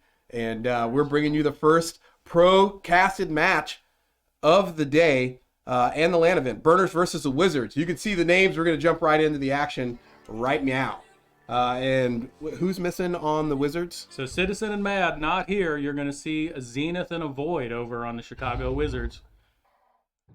There you have it. And both teams off to a good start. Speedy sending one down to Tony. Gets intercepted by Steele. Skydiver rolling in on a nice cut down to the bottom. Gets stunned out. Couldn't quite get their hands on it. Pick up there. Nice pickup by Swag. He tries to send it through the near side tunnel. Gets caught in the trap. A Void on the nice pickup there on the read. Sending it right through. And Chrome's there to pick it up and turn it back opposite direction. We're literally in a nice battle here for the neutral zone as both teams try to move the disc and get into the bubble and make something happen. Both of these teams been getting some scrims in today, Nails. They're trying to get used to the local network. G. Tyler first on the board there. 2 points for the Austin Burners. And G. Tyler coming in as he's a Quest baby, right? I believe so. Oh, there it is. And all the teams on Quest today, obviously all the, now we're getting into the pro event with a lot of players. First time on the Quest or not using the Quest a whole bunch for some of the pro players coming off the CV1. So we'll see how that plays out today. Nice intercept there on a shot, a little bit low. Tries to knock it back in. Nice pickup by Speedy. He's going to bounce it out down the bottom. Tries to make it to the trap. Can't quite get there. And Tony's going to pick it up. Send it long off the pillar. Nice pickup by Tony on his own pass. Sends it long, a little bit high. Not quite able to get it in. Nice pickup G. Tyler. He's going to reset. Kick it right back out the bubble to the near side tunnel. Favorable bounce. Right down here comes a two-man chain coming to pick it up as G. Tyler picks it up. Empty goal by himself, a little bit wide. Failed to capitalize there on the three-pointer. It's going to cost him. but Swag War's there to pick it up, send it right, bring it right back through the tunnel. We're back down in the orange bubble. Two-man SEAL team. Swag picking it up, dumps it in off a nice pass from Speedy, and they are on the board. We got ourselves a tie game. Swag, the former Austin Burner, now playing with the Chicago Wizards, gets the first 2 points on the board for Chicago. We got things tied up. Nails here early. We've seen a couple of empty nets gone unpunished. The chain's not quite there on the defensive side, so far we've seen some open shots. We'll see how the teams look to correct that moving forward.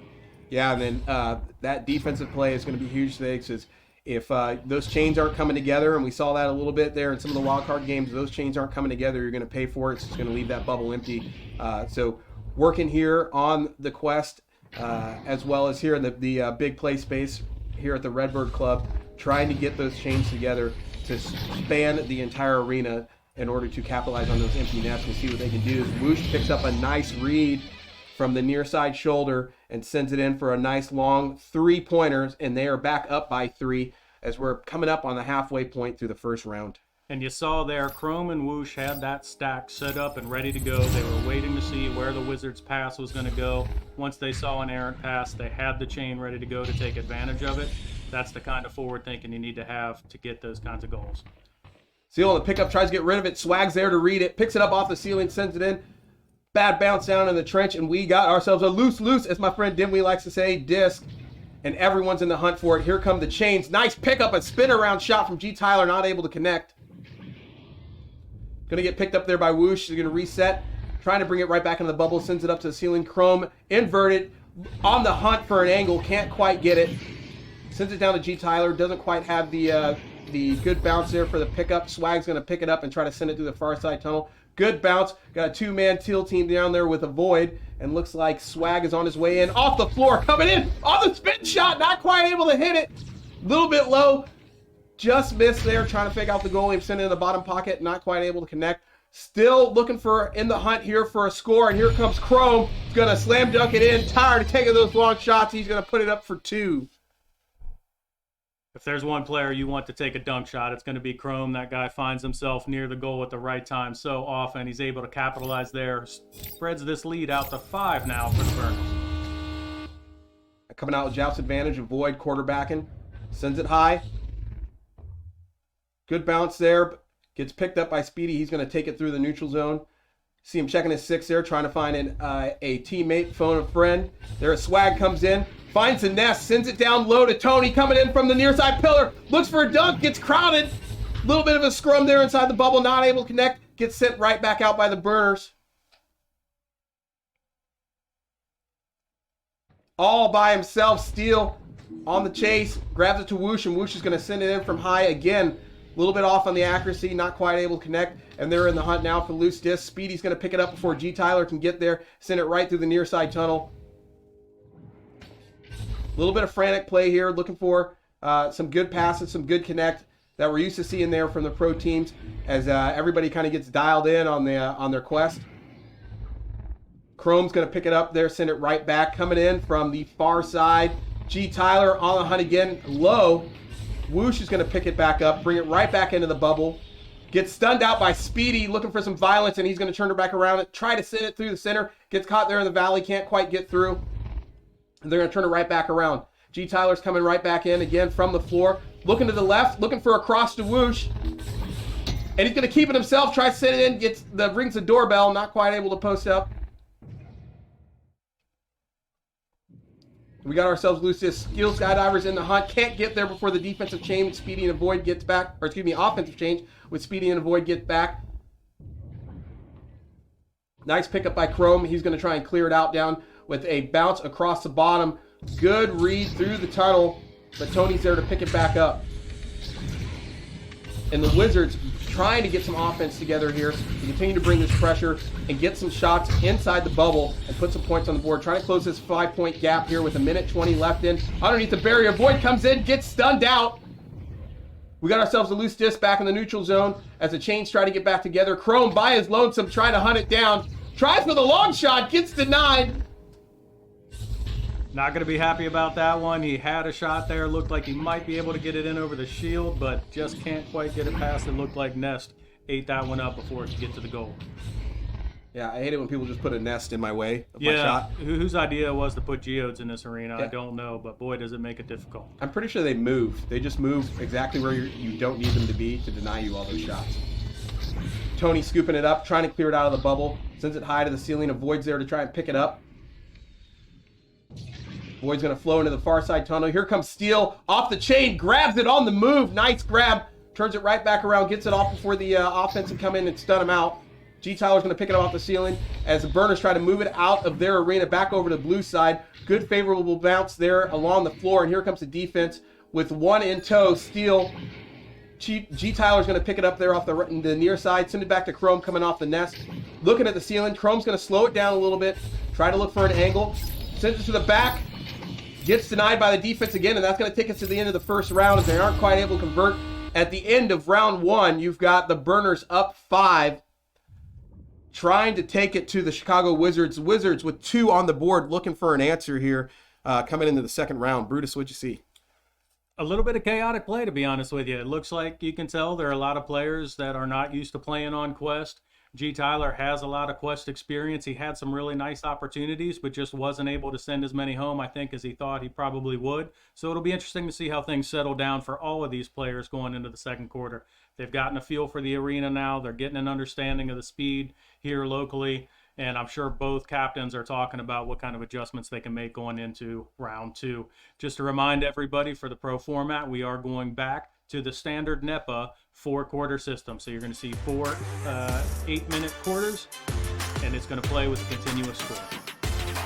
Yeah, and coming into the second round with everybody kind of getting those first round jitters out of the way, rolling back in. The ping's fairly low here, so obviously the teams are going to take advantage of that. We're seeing a lot of quick chains, back and forth, a lot of back and forth play there in that first round. So we'll see what changes here differently as the Wizards kind of get their feet underneath them here and try to close this out and bring it a little bit closer. Still only a 5-point game. That might as well be tied when you're talking the pros. So we'll see what the Wizards bring out here for the second round.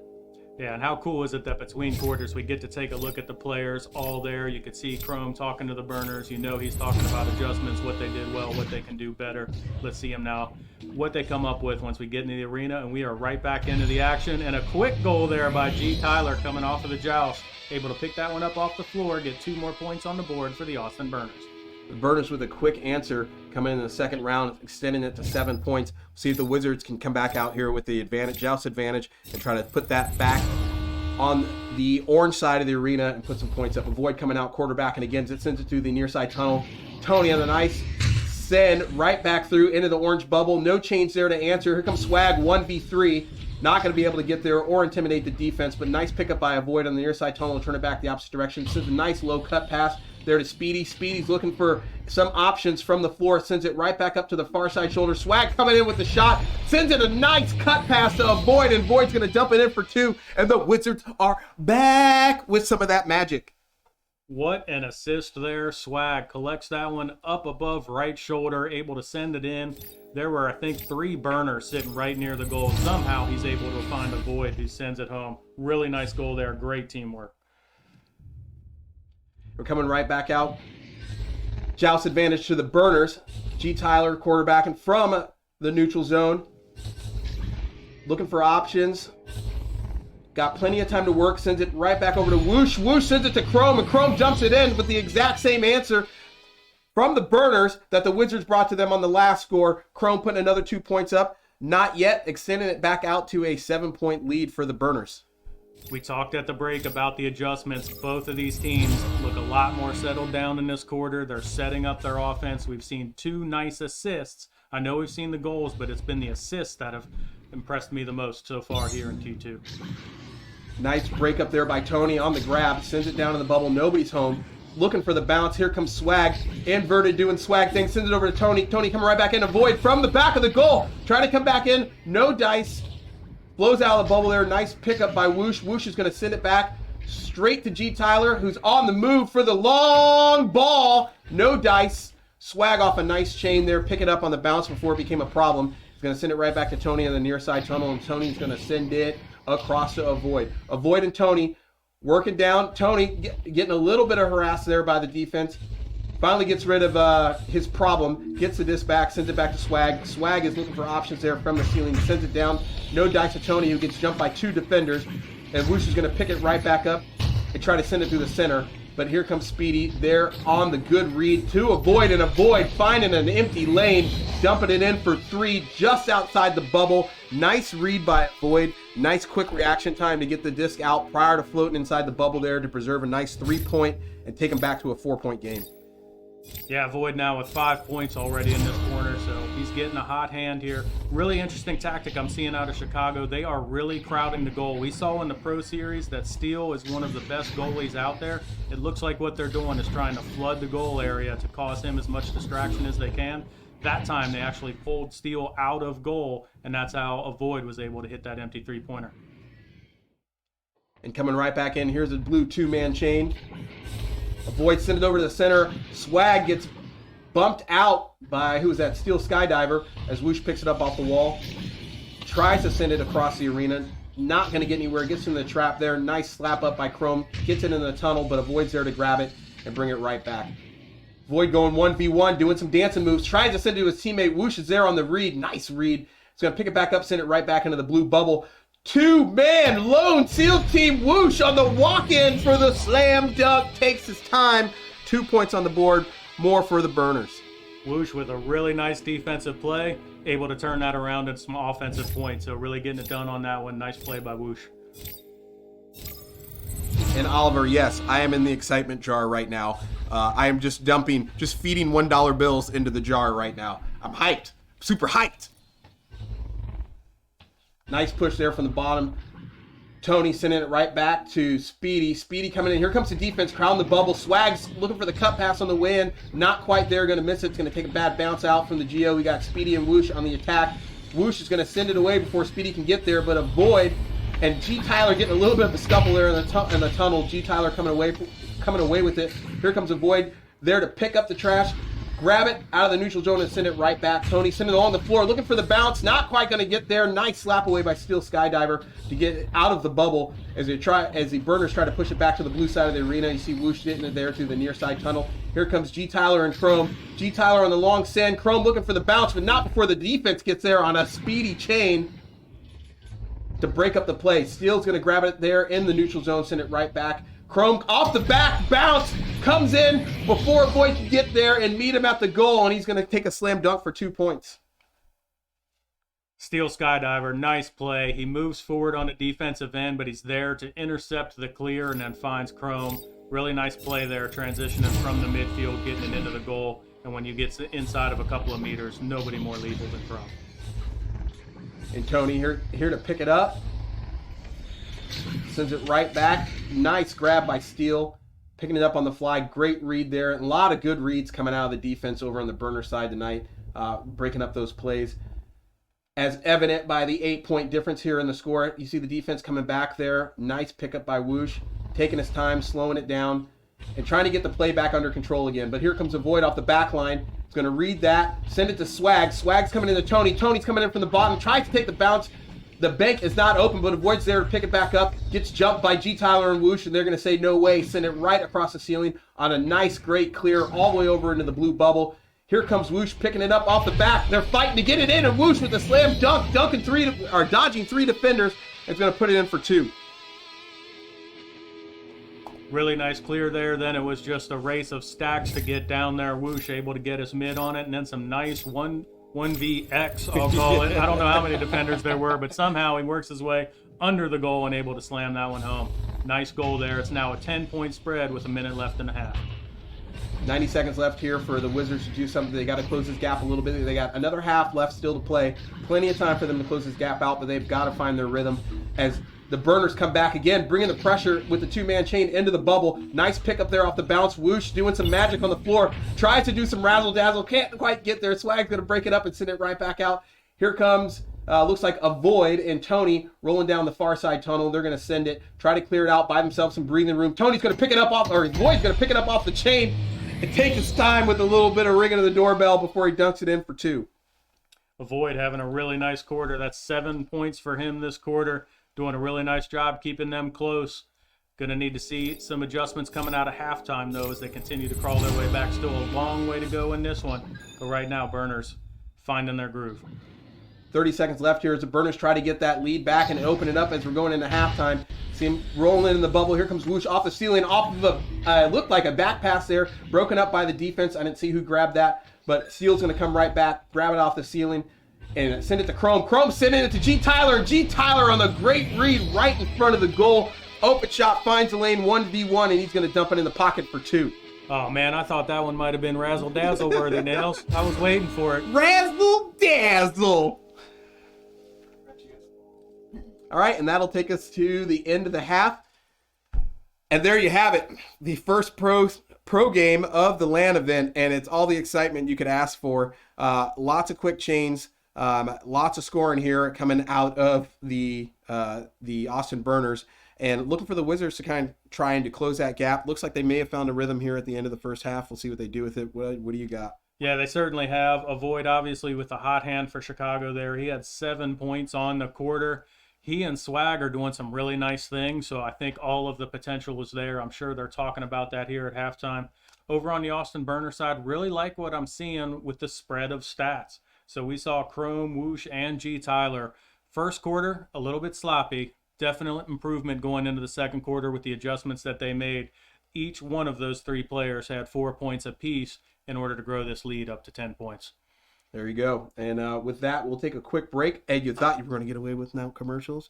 Well, we got one for you. We're going to send you to our sponsors for a hot second. We'll be right back. You like that?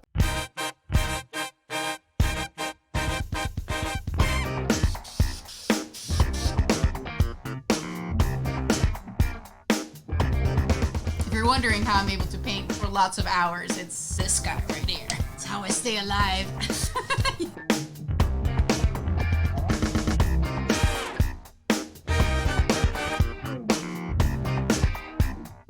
Who hit me with the hydrate?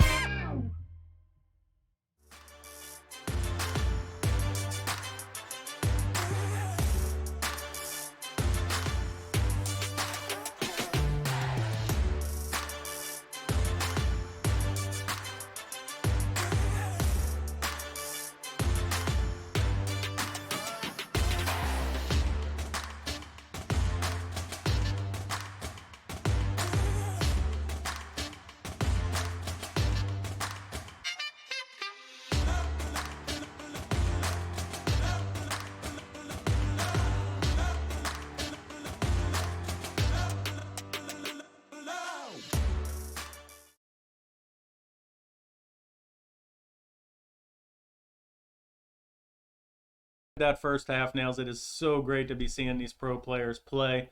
Awesome to be able to see them on the live cams as they're executing and as they're kind of talking in between the rounds. What do you think the Wizards are maybe talking about? They were able to hang into this one thanks to Avoid, but I got to think they're thinking, how do we build more offense? Yeah, I think the biggest thing they're probably talking about is getting those chains together on those clears. They're sending some good clears. And the chains, I think, are just a little bit slower than what we're seeing out of the Burners. The Burners get back chains for their defense. We're seeing the Wizards show up in the bubble. They've got some time, but the Burners chains are coming back to meet them, and they quickly start wrapping them up there in the bubble before they can get a shot off. I think they found some magic that's going to work for them here at the end of the first half. We'll see if they can keep it going in the second. And here we go. Let's go. Let's go.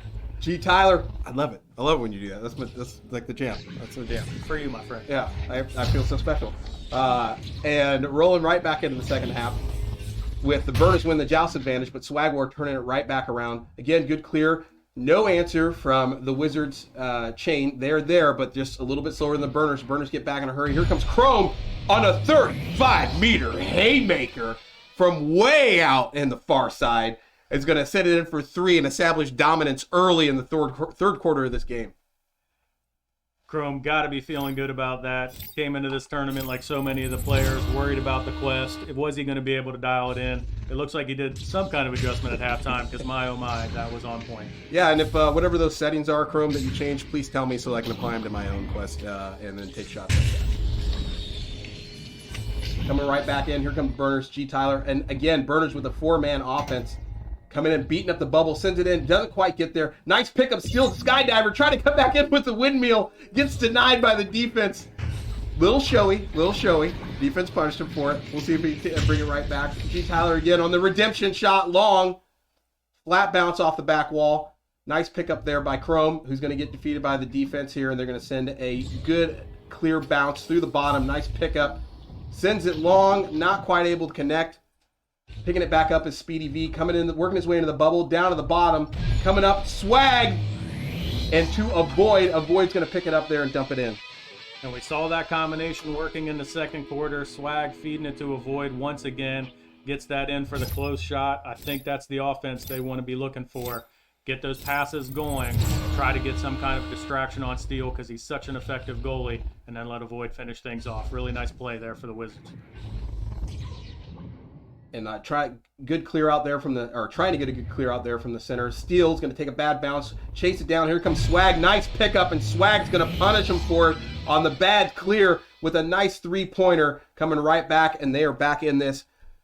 Right back up to 22-14, back to an 8-point game. Still plenty of time for them to sort this out, but it sounds like they are bringing a little bit better offense here from the Wizards as they look to close this gap. We'll see if the Burners can pick up some of that mojo they had first half. They were getting right back on the flow here and took a little bit of hiccup as as the Wizards broke up that play. Yeah, we know that halftime adjustments are just so important so far. Swag and Avoid getting things done once again over on the Wizards side. Bringing this back to 8 points already, and here they are on the attack once again. Got a goal empty for a second. Burners able to recover. They get the stacks back, but not in time to stop Swag War there. Getting a 2-point headbutt off of Tony. And if you didn't see it, check the replay. Swag on the way in tries to get stunned out by one of the defenders. Stuns him. I can never remember the name of that move. Dimly would tell me. It's the Australian rugby player. That guy. He pulls one of those guys and then rolls in and then still finishes the play, picks up the headbutt there for 2. Swag is starting to feel it and getting on fire. Here comes Avoid picking it up again off the bounce. Not quite able to connect. Sends it high. Off the run. Here comes Speedy there to pick it up. Avoid gets there first. Bringing it right back in. Plenty of time. Slowing it down from the nest. Sends it to Tony from the back. Tony drops it in. G. Tyler gets a hand on it, but not enough to stop it. And once again, we see halftime adjustments making all of the difference. This has been played almost the entire half here, the 4 minutes we've seen in the orange side of the arena. Just a total swing of momentum. What are the Austin Burners going to do to try and capture some of that magic they had in the second quarter? And the Burners still trying to bring that pressure. Again, 4-man offense coming. They come back on the chains, gets broken up. Nice pickup by Steele, gets there in time. Before it looks like who's at Avoid, harassing him there inside the bubble. Tries to clear it out, can't get it through the neutral zone. Nice pickup by Avoid and a backflip. Send it right back into the bubble. Nice pickup, gets there first. Speedy V picks it up and dumps it in for 2. We are now at a 2-point game. We have gone from an 8-point game to a 2-point game. The Wizards, I don't know what they turned on, but they turned on something, and they are here to play, and they are turning it up. Yes, they are, and Speedy V getting himself on the board. Again, a nice even spread of attack as we've seen both Speedy, Swag, Tony, and Avoid get points in this quarter, so they are figuring something out across the board. Yeah, and completely the entire time the Wizards keep locking the Burners up here in the neutral zone. Turn it right back around. Avoid, nice shot there off the backboard, doesn't quite connect. Swag's going to pick it up off the floor, do some razzle and some dazzle. How you like that? Speedy off the barrier, tries to come in a little bit low, not able to connect. Swag's gonna pick it right back up off the near side wall, but gets stunned out by G. Tyler, who's gonna do something with it, send it through the center and get rid of it, move it back over to the blue side of the arena, sends it long into the bubble on the bounce shot. G. Tyler, ooh man, 20 meters out for 3. Gets the bounce, extremely well shot, really nice there. So important that they got some points. I was almost wondering if Chrome was gonna look for a timeout there. I think with that 3, they might let it ride here for a bit. But remember, in the Pro Series, you do have an option for a single timeout per half. It's almost getting to that point with the way the Wizards have been playing. But G. Tyler there able to answer with a 3-pointer. Crucial points at this part in the game for the Burners. Nice grab by Woosh. Tries to send it out of the bubble. Tony's there to grab it, bring it right back. So they try to break the Chicago Wizards momentum. Steele coming out of the back of the goalie. Nice pickup there. Tries to clear it out. Avoids there to pick it up again. He is everywhere tonight. Sends it over to Speedy. Speedy tries to send it to Swag. Swag can't get a hand on it. Nice bounce out there. Woosh and G. Tyler there to pick it up. Going right through the far side tunnel. Send it. Swag is there to meet him off a nice get back chain. Can't quite get the clear. Whoosh and G. Tyler, two-man SEAL team, bringing it right back in. Into the tunnel. Here comes Steel Skydiver down into the bottom of the bubble, but can't quite get there. Not a good clear. It's going to take a bounce there off the trap, come right back to Whoosh, who's going to slow it down. Send it back to the back line. G. Tyler's going to take some time there on the double diamond. Tries to get it away. Gets broken up there. Coming right back in. Who was that? It looks like Speedy. Off the Chicago Wizards. Going to feed it over to Void. Void's going to send it to the far side tunnel. And we're right back into the orange bubble again. As the Wizards looking to convert this for points. Closest 5-point gap. Send it back to 2. And Tony's going to do it. Sending it to a 3-point game. Off the nice pickup there behind the goal. Yeah, really nice play there. Able to break up. Burners trying to slow things down, set up the offense. G. Tyler can't quite get the pass off. They intercept it with a stack, get down to the bubble. Burners did a good job getting their stack back, but not in time to stop Tony, who's able to finish that one. Just a 3-point match coming in to the last minute in the third quarter. Again, Speedy with the great read coming right down through the center. Great clear. And then picks up his own clear and dunks it in for 2. The Wizards are doing wizard things, the magic. Yes, they are. The magic is happening. They were down 10 at halftime. We have got a 1-point match here, closing out the third quarter with one more joust advantage for the Burners. Send it right back out. And no, Echo Universe, no, we don't have the data on that game for the Denver Raptors versus Echo Universe. I don't know if they're playing yet. But if they are, we'll have the stats here updated after the game ends. Swag coming right back in off the floor. Decides to send it right back to the back line. Takes a bad bounce off the bow tie. Speedy tries to get there first. Nice slap away before he gets stunned out. Back to Swag. Swag's going to read it again. Using the geodes for some cover. Avoid coming right back in from the floor. Tries to send it across. Nobody there to answer. It's going to take us to the end of the third quarter as the Burners clear it out back into the center. And we have got ourselves a 1-point game coming into the fourth quarter. This is it. This is it.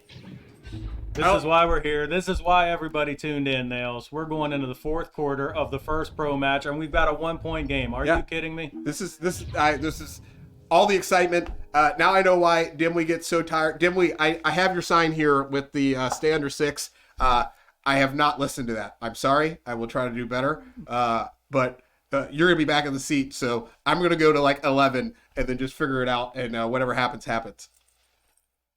Yeah, with this kind of a close match going into the fourth quarter, don't expect anything but a whole bunch of excitement. I don't think 6 is a reasonable expectation. 11 is definitely where we need to go. So we saw some great adjustments out of the Burners coming from the first quarter into the second quarter. They kind of dominated that second quarter. Then a complete reversal of momentum as it was the adjustments coming from the Chicago Wizards out of halftime.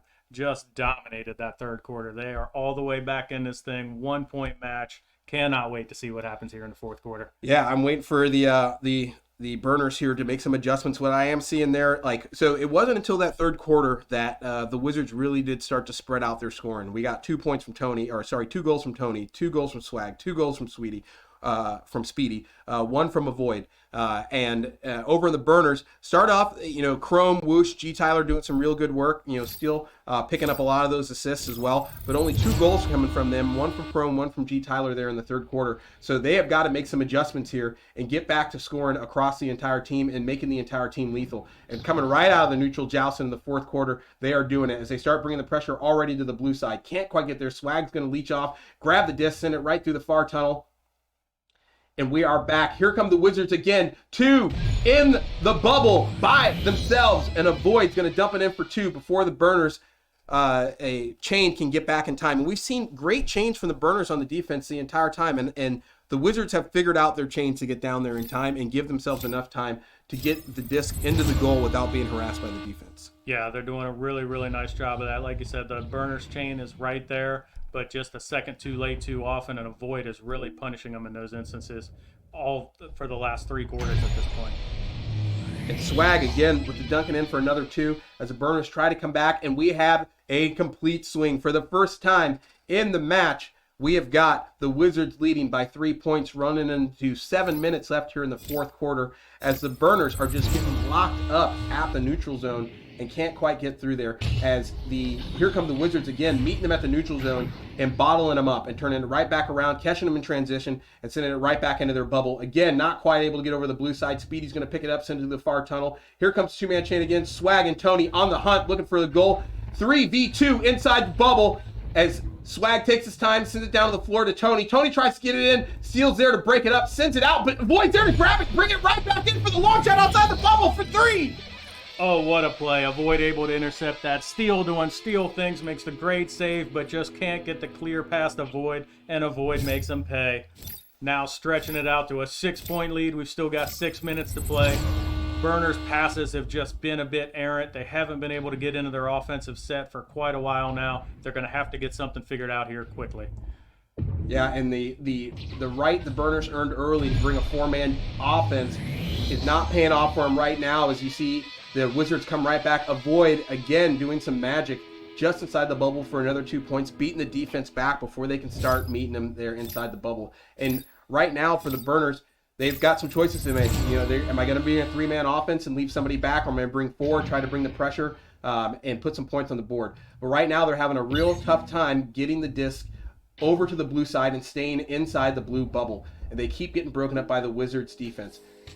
Finally, Woosh there to pick it up. Start inching his way inside the bubble there. We got a 3v3, looks like inside the bubble. G. Tyler tries to send one. Chrome off the nice read on the rebound and sends it right back in. And they are back on the board for 2 points. First time here in the quarter as Chrome tries to get the team back on the step, close his gap, and pick up a lead.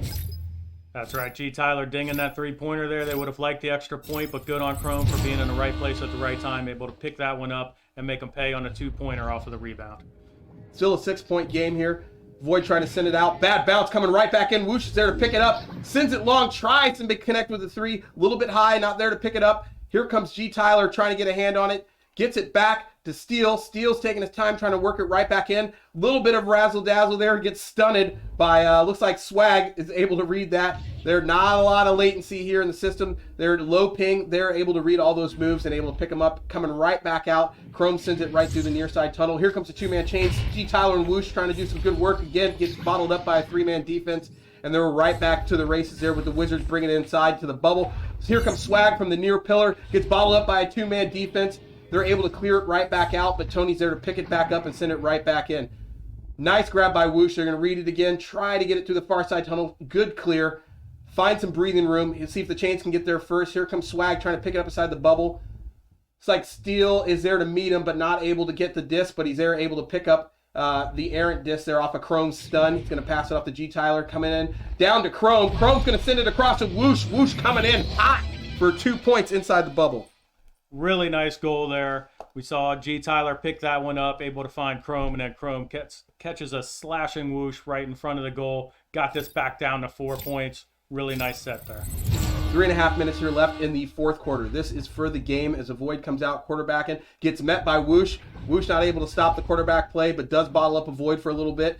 Tony on the floor, looking to slow it down, trying to give Avoid some time to get back into the play. Sends it over to Speedy as they bounce it back. Avoid's going to pick it up from the back line, gets stunned out by Chrome. We got ourselves a loose disc. Everybody's in the hunt. Speedy's going for it, but here comes Woosh on the chain with who's that? G. Tyler. Flat bounce, not able to pick it up. Swag's going to grab the bounce. They're going to get denied that opportunity there with an empty goal to make some points happen inside the bubble. Nice send by Avoid. Gonna find the lane early before the defense can get back and pick it up. He is really dialed in here on the quest. He has been on fire the entire night, and he has got that thing dialed in with the sniper scope. Indeed he has, and a really nice job getting the stack going to put Avoid in position. It looked like G. Tyler was maybe going to get a hand on that disc, but he didn't have anybody to chain with. Wizards able to come from behind, collect that one, and set Avoid up for the 3-pointer. Back inside the bubble, got a little bit of a scrum there on the corner. Avoid's going to pick it up as a goalie comes out and dump it right back in for 2. And we have got ourselves a 9-point game in favor of the Wizards. What a turnaround. Yeah, we saw the Burners crawl back all the way to within 4 points. It looked like they had kind of found their offense, but Avoid has just got the hot hand, and I don't think he can be stopped right now. He is everywhere. I mean, even on the last play, the last series, he got stunned out early, coming out as a quarterback. Still made it down into the orange side of the arena. His team did him a real solid there, slowing the disc down. That's some great arena awareness from the Wizards to kind of slow the play down, let Avoid get back in, and then you see him making some plays there, and a game changer inside the bubble, picking up that loose disc and slapping it back in for 2. And we're right back into the orange side arena. Minute 41 here left in play. Don't think it's going to be enough time here for the Burners to pick this up. They need some threes if they're going to try and close this out. Again, gets bottled up as a two-man chain comes in from the neutral zone. Tony and Swag send it right back inside the bubble. Steele getting harassed, trying to find a lane to send it right back out on the bounce. Takes a bad bounce there off the valley. Speedy's there able to pick it back up, and they keep bringing the pressure. Comes Swag from the barrier, sends it right back in for 2. And that's going to about close it out with an 11-point lead here for the Wizards going into the end of round 4. Yeah, this is it. There's a minute left in the match. I think 11 points is going to be too high of a hill to climb. Avoid just really putting the Wizards on his back here in the fourth quarter, closing things out with 5 goals, one of those a 3. It has just been an onslaught. Avoid is totally dialed in here with another long three-pointer, 26 meters on that one, right in the heart of the goal. Really nice shot. Avoid obviously found something going into the second quarter, and he has kept that going, having just a phenomenal fourth quarter here to close things out. Yeah, and Avoid just amazing. Just everywhere in the arena tonight, doing in between him, Swag, and Speedy, just doing amazing work, bottling up the Burners here. And there's Swag again, grabbing that errant bounce there. Tries to send it to Tony. Tony can't get a hand on it, but there's Speedy there to pick it up. Chains get back in time as, again, Avoid picks off the defender from behind the barrier and then jumps back in for 2. Pickpocket. My man's a pickpocket. What can you say? He's dialed in. We're coming to the end of the match here. Absolutely dialed in. 7 goals in the fourth quarter for Avoid. Let us not forget, the Austin Burners went into halftime with a 10-point lead. That is a 26-point second half swing. The whole team did it, but my goodness, Avoid was on fire. Oh, yeah. Avoid, definite MVP for this game. Just made the world of difference. And once Avoid started catching fire and just being in the right place at the right time, some crucial interceptions, some great steals, some great shots, and then doubling as a backline player as well, coming out as a quarterback and just feeding the rest of the team. Just really enabling Swag as well, who had 4 goals during this game, to do some amazing work. But, the Burners obviously having to focus on just a lot of people. And I think all of that happened in the third quarter when the Wizards really started to spread out their play across the entire team, and it just made it very, very hard for the Burners to focus on who was going to be their major problem child on the Wizards. And those clears, bad bounces, they had a lot of bad bounces trying to get through the neutral zone, not able to make that happen, and Avoid and the rest of the Wizards team was just really punishing them for it. Yeah, no doubt. Remember, the Chicago Wizards, they don't have Mad, they don't have Citizen. Shout out to those guys if they're watching on the stream. But Avoid, one of the players who stepped in their absence, and he ends up leading this team. A little bit of a slow start to the first quarter. It was sloppy, but obviously that team chemistry got worked out as we went along, and by the fourth quarter, it's like they could do no wrong. Yeah, just fast play. And we will be right back. We are going to get set up for the next pro game, and stick with us. Welcome to the NEPA Charity LAN event, day 2, and for the Pro Series. All the pro teams are playing. Tune in, don't go anywhere, and we'll be right back. Real quick, day 2. Oh, yeah. But night 1. Night 1. Because... Yep, there's a party. 7 o'clock tonight, we got a party. If you are at this event, you want to be across the street at the Westin. 7 o'clock kicking off with the after party. Be there. It's going to be live. We're going to have a DJ. You're going to see Brutus dance, possibly sing. He loves Lady Gaga, so when she comes on, you can expect to see some magic out of Brutus's feet. You're welcome. I don't know which part of that was the most untrue. It's a stiff competition.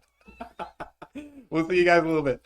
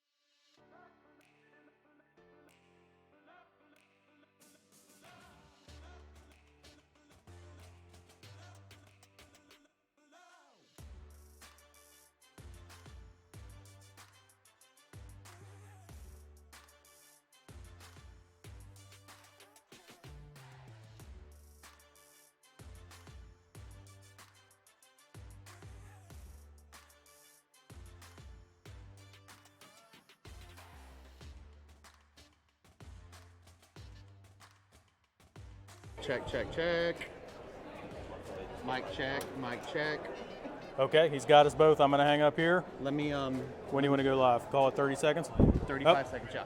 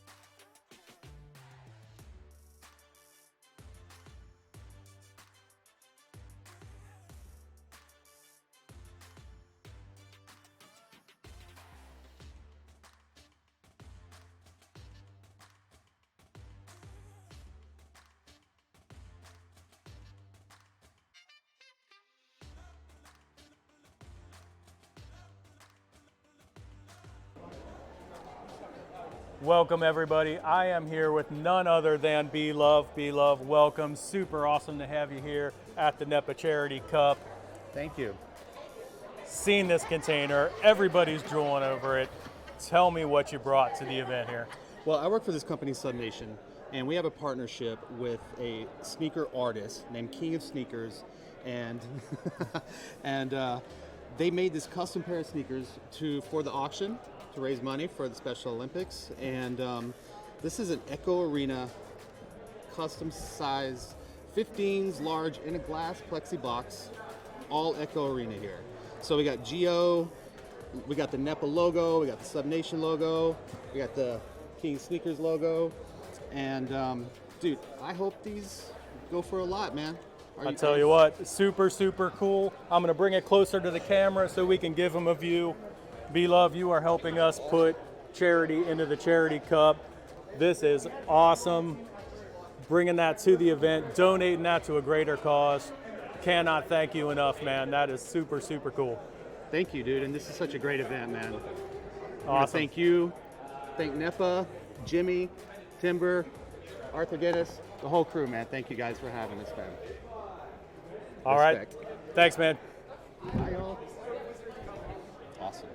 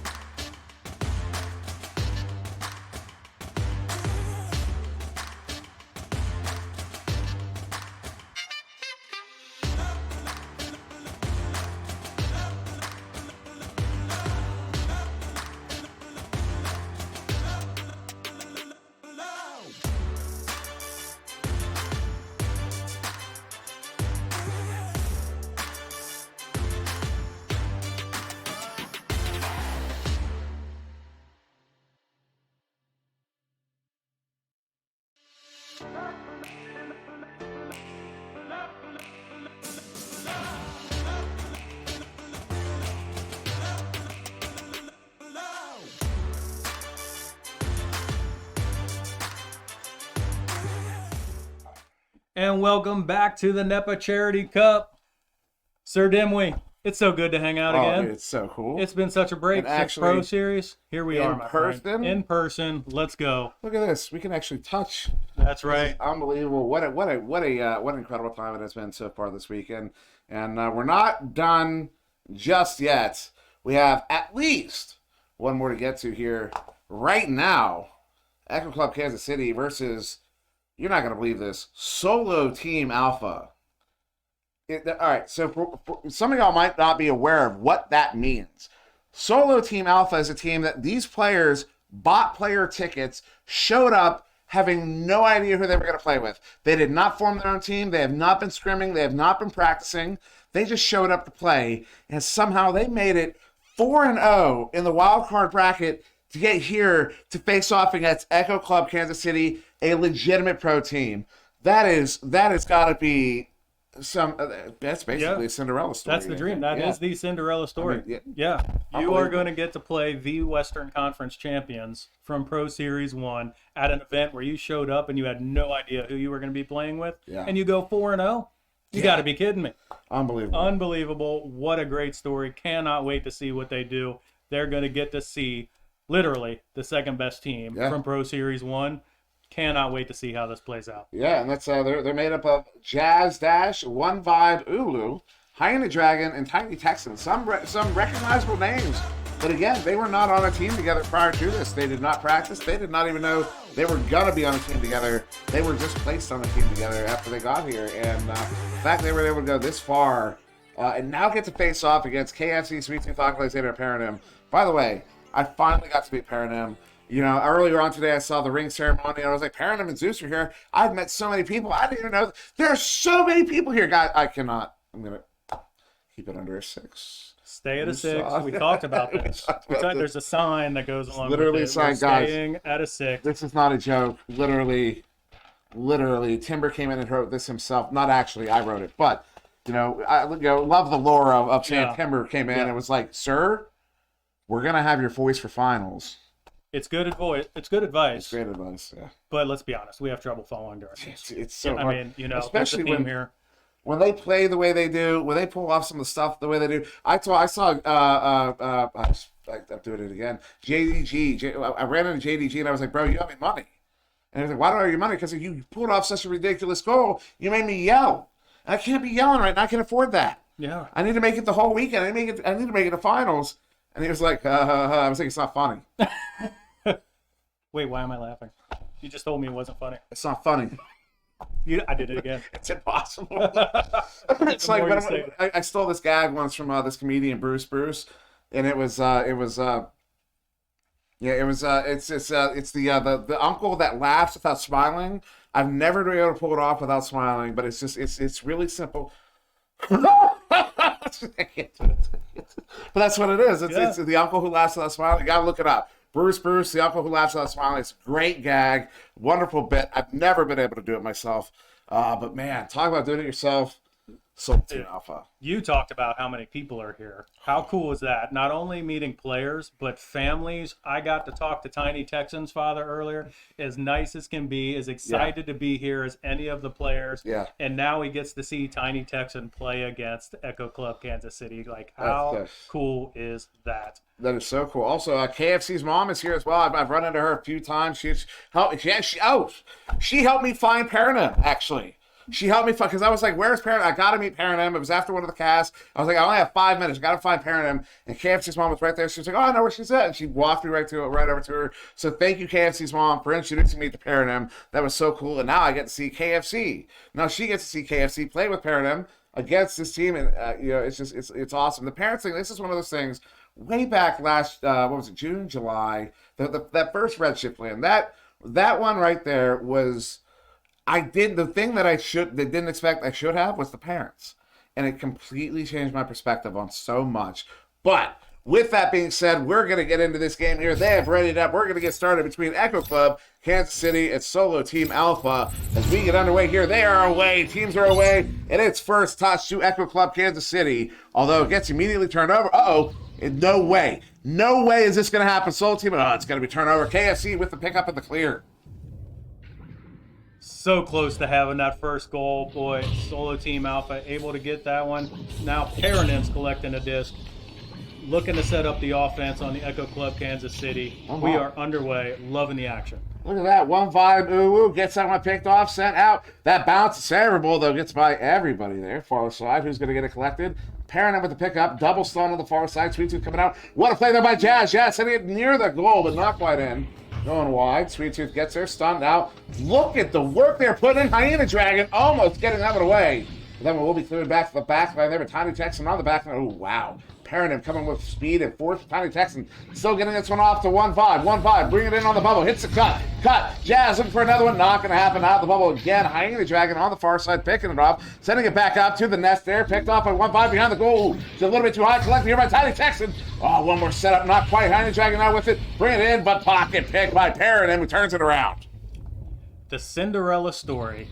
You'd think they could have come into this game with any bit of intimidation. They are erasing that quickly. Oh, wow. Coming out, setting up the offense. Haven't connected quite yet, but I do not see the intimidation factor that could have been there. Ooh, not quite, but there is our first goal. Sweet Tooth is going to walk that one in. Just as the defense is returning, Sweet Tooth still gets the 1v1. Pops it in for the 2, though. That goalie was exactly where he needed to be. Almost prevents that shot from going in, but not quite. So it's going to be a 2-0 lead now to Echo Club Kansas City here. As Solo Team Alpha will come out on their first Joust advantage. And they come out, this is a standard split. Although Jazz pulled off what an ender move there on KFC. Gets it sent away, but Paranam, Sweet Tooth stacked up. Going to get that one picked off on the back line. Sending it right through. Nice setup there to Oculazator. Ock now turning it around. Sending that one in is going to be to the teammate Paranam on the far side. Looking for the impasse. Now looking for a cut. They're moving in. They're attacking on the bubble. The jukes from Sweet Tooth make sure they get the points. And Echo Club Kansas City is up by 4. I can hear them screaming. Literally through the wall. That is unbelievable. Awesome. Love that. Love so that. Loud. Yeah. Nice goal there. Sweet Tooth able to connect. Saw the early offense coming from Solo Team Alpha, but it looks like Echo Club Kansas City finding a bit of a groove with the Joust advantage now. Let's see what Solo Team Alpha can do. Can they get it back over to the orange side and establish that offense again? I'm going to send in there. Sweet Tooth with the recovery on that turnover. Now, this is, Soul Team Alpha got to watch out. They don't want to get away from their own game. You don't want to be giving those free turnovers like that. You really need to maintain your possession. Don't get flustered. Don't think, oh, we're behind by 2 goals. We got to start going with relays and long passes and clears and clear and boosts. You can stay at a pace. You can stay at a slow pace and it'll be just fine. You have all 4 quarters in this game to work with. There is a lot of time to go. You are not behind. You're not that far behind. And so just Soul Team Alpha, time for them to buckle down here. Keep the discipline in check. As Paradigm opportunity goes behind the goal. The Sweet Tooth bringing it in. Ooh, brings it in on the front side dunk, and that will put Echo Club Kansas City up by 6. Sweet Tooth with a hot hand here early. Finds the back of the net again. Stretches the lead out to 6 right now. They're having their way. Got to see what we can do. Solo Team Alpha trying to find that offense, get back to where they were early in the round. They were putting a lot of pressure on. They need to control the disc and get established back by the orange bubble. Now Jazz handling this one here for Solo Team Alpha once again. 4 minutes to go here in the first. Oh, that's the turnover again, sending it through. I believe it was KFC with the slap in, but a good recovery there on the back line by Solo Team Alpha, sending it all the way in, but it will be the defensive sack. Getting there first, Sweet Tooth slapping it back to mid. Careening around there. Good chain, though, to pick that one up. Oculus later picks it up, sends it out. I'm surprised at how few times I've said Ock's name in this game. As I see a Quest 2 throw towards the goal there. Sweet Tooth picking it up. Looking to bring it in. KFC coming in and will hit the sealable slam for 2, putting his team up by 8. Yeah, nice goal there. Once again, the speed of Echo Club Kansas City really shining through now. They're able to get that one back behind the goal, and KFC puts himself in position. Slams that one home for another 2 points. We've now got an 8-0 lead halfway through the first quarter. 8-0 here in the first quarter. Yeah, Jazz ducking KFC. They're moving up under a ridiculous amount of pressure. Gets that one set up cleanly there to 1-5. 1-5 walking it up, crossing up to Hyena. Hyena pushing in on the bubble. Is looking for the 1v1. No, was looking for that reset there to 1-5. Not able to do it. 1-5 so gets there first, sends this one up. But into nobody's hands in particular. Looks like it's back to the back line there to Jazz. Jazz not walking in again. Oh, no, that's 2 defenders getting stuck out. They've got an opportunity here, bringing it in. They hit it. Finally find themselves on the board here. Solo Team Alpha get 2, cutting that lead to 6. And just when we said they needed to get the pressure, they brought it down. I liked the offensive set. Couple of errant passes, but they stuck with their game. Jazz able to collect to that one, get it over to 1-5. They get their first 2 points. Solo Team Alpha, you just scored on the Western Conference champions. And that in and of itself is quite something to write home about. And if they can get a few more, maybe they'll be able to write more than just a sentence when they write that letter home. As that's going to be a dump into the bubble here. Ooh, a shot from KFC off of the inside of the post. Paradigm with the recovery here. Stunned out, though, on the floor. Hyena Dragon with the pickup. Will look for the clear. Does get the clear. That one is through that near side tube all the way down. Jazz is in the area. Jazz has one on his tail. Jazz pulls off the ender. Jazz goes 1v2 and hits the 2 from 7 meters out, cutting that lead in half. Solo Team Alpha has 4 on the board. So important there. They went down 8-0. It looked like the momentum was going all Echo Club Kansas City, and look at that. In just under a minute, we've got 2 goals for Solo Team Alpha. They're finding that pressure that they were able to apply early, and they're reapplying it now. Echo Club Kansas City now needing to react to a bit of an onslaught. Only a 4-point match in the final 90 seconds of the first quarter. Yeah, a minute and a half to go here. Oculus hitter puts on the brakes, gets that one by 1-5, sending it up here to KFC, bringing it in. Behind the goal, and will hit it for the 2. Putting his team up by 6 here in the first quarter. With there's going to be just about a minute left to go here once we come out of the tubes. But, the NEPA format is, of course, rolling. The score rolls over. We're going 4 full quarters at, it's 8 minutes quarter, right? It's 8. That's right. We got a 32-minute game. We're only 7 minutes in, so still anybody's game, no doubt. With what Jazz and Vibe have been doing here, they can be in this match. They're only down 6. Looking real confident with the disc. You've got 2 pro players standing across nest from you, and Jazz is nice, cool, calm, and collected, able to take that one, get it passed down to Hyena Dragon. He's going to take the long 3 and make them pay. We have got a 3-point game. That is substantial.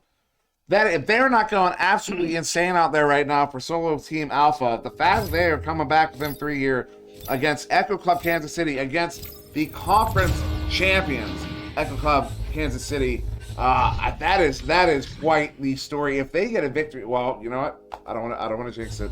Someone's gonna say I already did, but only time will tell. As Paramount gets out picked off. Over to Sweet Tooth there on the back line. Sweet Tooth walking it up. They do have a few around the bubble currently, but not going to attack. Slowly starting to attack now. Sweet Tooth walking it up. High-ended Dragon pressuring, waiting for that clock countdown. Maybe one more goal here. Off of the backboard will be wide. And that will end round 1, 10-7 in favor of Echo Club Kansas City. First quarter over, 3-point game. Both teams applying pressure and playing a really nice game. We saw Solo Team Alpha go down 8-0. They have brought themselves back to a 3-point game. That is so impressive.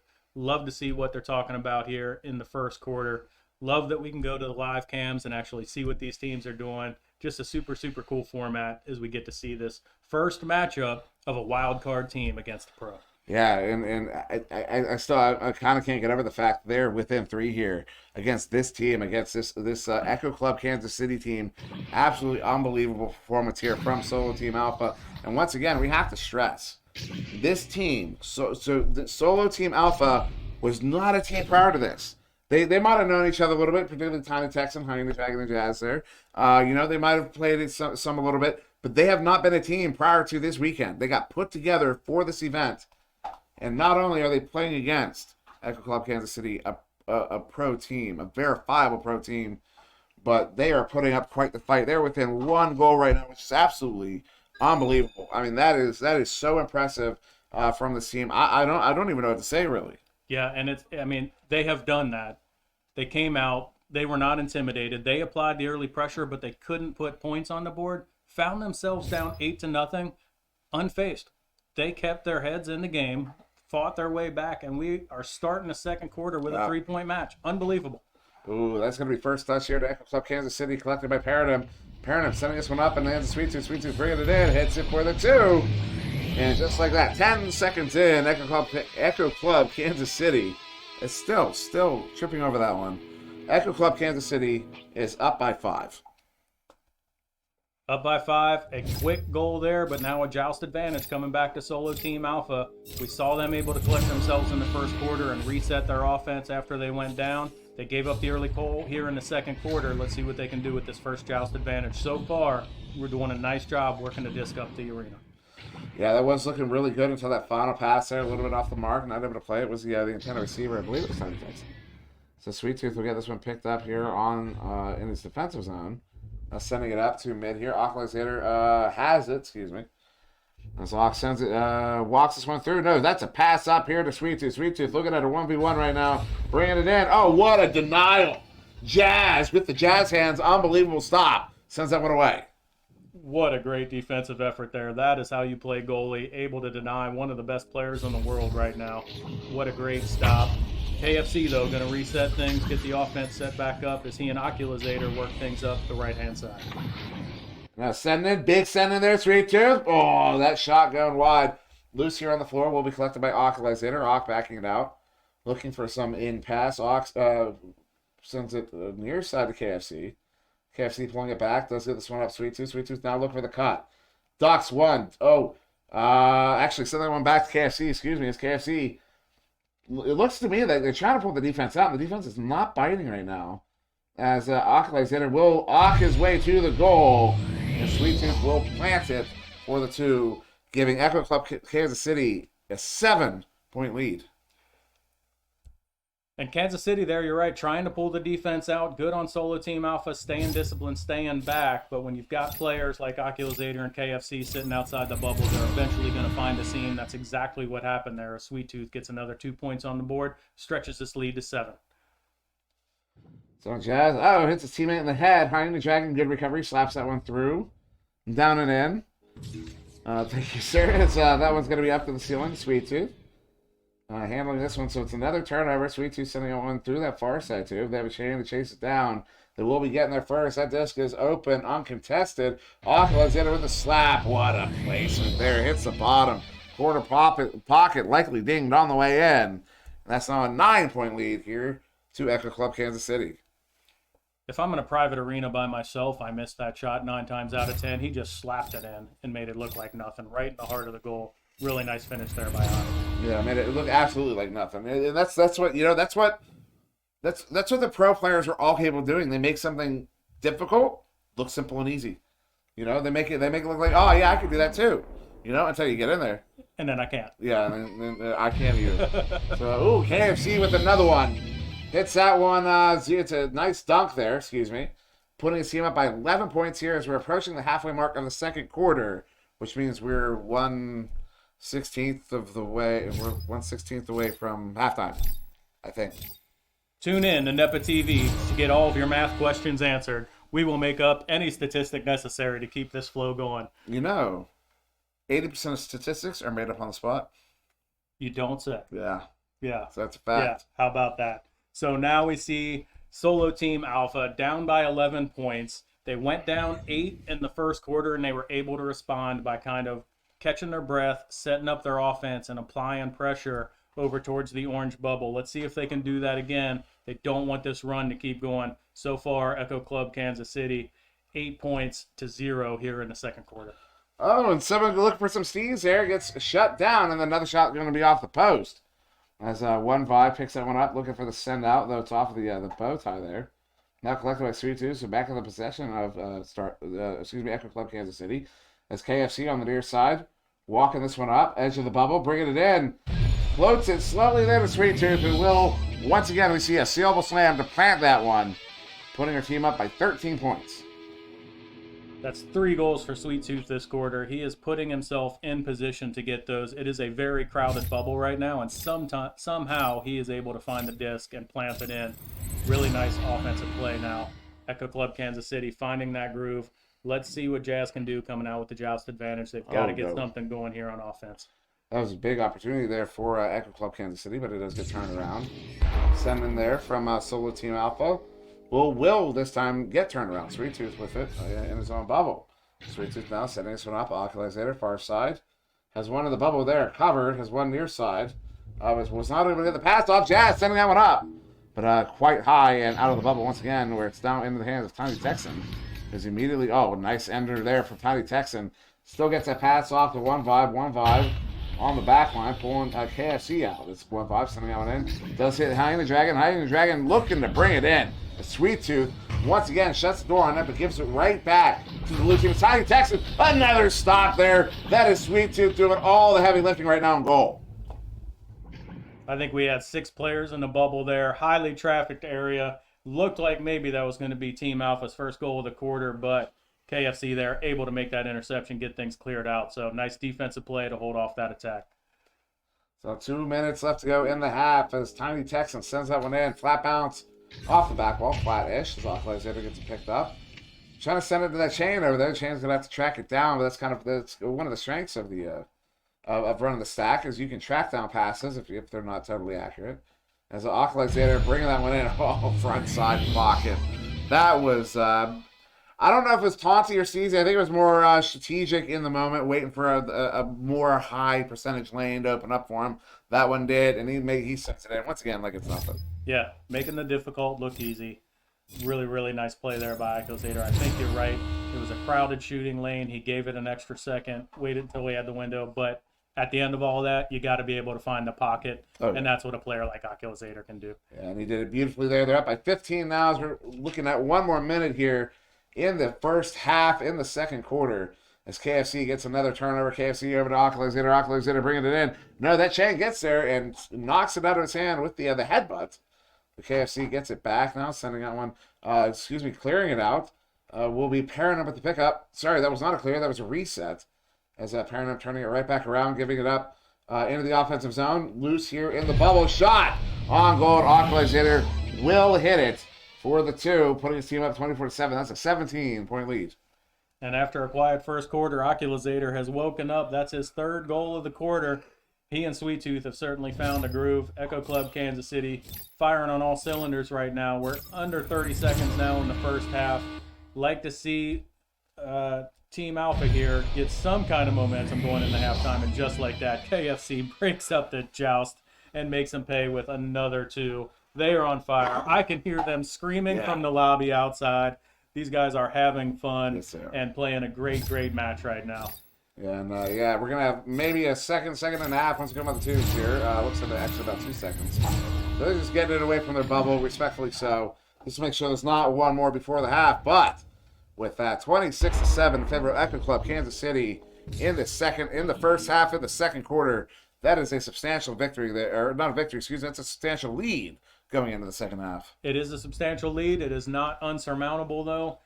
First quarter ended 10-7, 16 straight in the second quarter for Echo Club Kansas City. Sweet Tooth and Oculizator having a bunch to do with that. They're just applying the pressure. It's not that Team Alpha didn't generate some pressure. They just weren't able to capitalize when they got down on that end. And you got to credit the defense on there. KFC, guys able to break things up on the defensive end. And then when they get down inside the bubble, you just can't stop those two. No, you absolutely cannot. Especially so the things, the closer they get to the goal.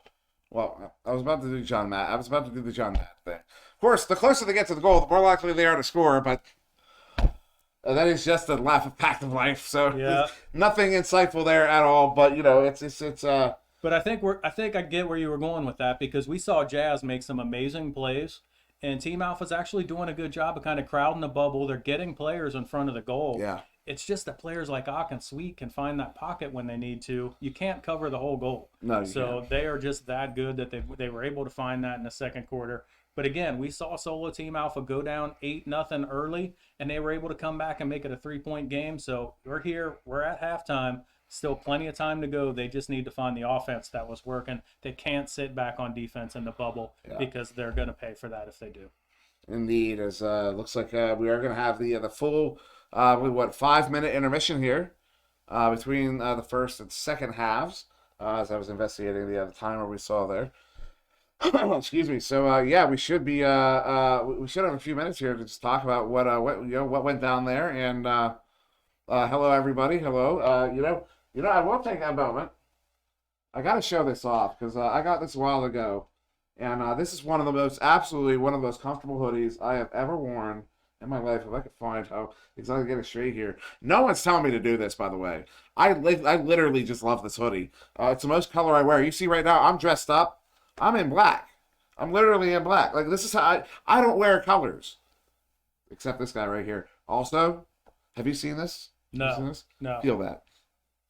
Oh, that's unbelievable. Oh, right? Yeah. And warm. So I'm just saying, if you want a nice hoodie, this is the one. I'm telling you.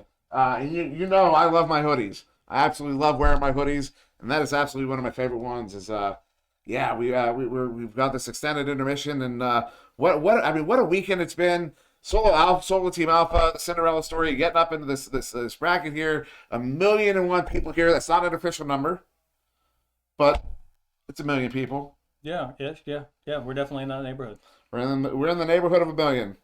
When you compare it to 1 billion, we are in the neighborhood of 1 million. It's all relative. It is exactly. Yeah. That is exactly how numbers work. It is. There's a genius out there going, well, he's technically correct. Where's Lanson? Lanson, tell him I'm right. Thank you. He's not watching.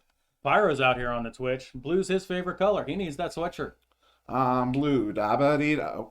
Pyro, if you're here, go hit the QR code and get yourself to the shop. If you're watching online, you can get to NEPAVRPro.com and find it via there. Yeah. And it's totally worth it. It's warm, it's comfy. It's also thinner than you would think, given how much warmth I get out of it. But yeah, it's one of my favorite pieces of clothing I wear. There's 2 hoodies I cycle through the season. That's one of them. Yeah, that is absolutely one of them, and I absolutely love it. And most people can guess the other hoodie because they probably see it on the Monday show periodically. But yeah, this is I love this hoodie. I wear this hoodie all the time. It also, like I said, it adds color to my wardrobe that does not otherwise exist. Yeah. I don't have this at home. Nor should you. Nor should I. Let's be honest. But we're having some fun here at the NEPA event. So I'm wearing the scratchy polyester and the obnoxious orange. Oh, I love it, though. I gotta be honest, it totally works. It absolutely works. And, you stand out, although, you already stand out because, of course, you're Brutus. And Brutus stands out in a crowd. If you don't know, if you've ever seen him out there, he stands out. For better or worse. In a good way. In a good way. I realized the moment I said it, I was like, I should clarify. In a very good way. But, yeah, this is, honest to goodness, this has really been one of the cool... is this the coolest thing I've ever done? I'm gonna have to think on it. It might be the coolest thing I've ever done. It's the coolest event of this type by far that I like. Unbelievable. The turnout that we've had, the crowd that we have out there Literally is hundreds. just so into what we're doing here. Yeah. And everybody is having a good time. Oh, yeah. We've got the games going. If you're not here, I've got to tell you, you're missing out. The games are literally live streaming on a Jumbotron. Yeah. Right now, you could see my ugly mug like 10 feet Yeah. tall if you wanted. With the full sound throughout and everything, and it's just such a great environment. It's been a really great weekend, and it's going to continue to get better as we work our way further and further through these brackets. Yeah, and I just realized my little sleeve is peeking out here, so we'll tuck that away once again. But yeah, this is really, really something special. And like I said, the number of people, it's really wild.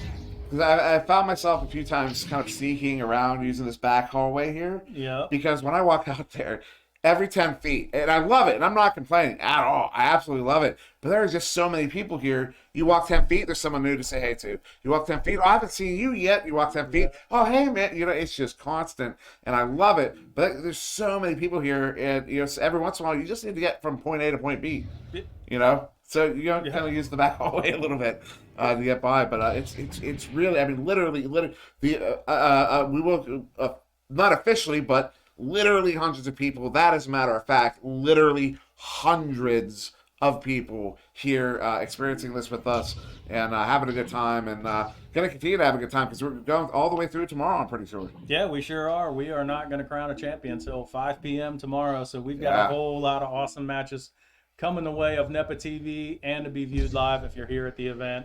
It's only getting better from here as we're in the early stages of the bracket at this point. Indeed. As I think I have a cowlick. How's my hair? Ma! I need my comb. Wardrobe. Wardrobe. Where's my powder? Where's my powder, lady?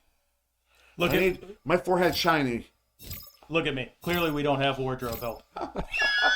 You know what? When I saw nails today, I was like, yesterday you were sharp enough, but today, the shamrocks and everything, I feel so underdressed.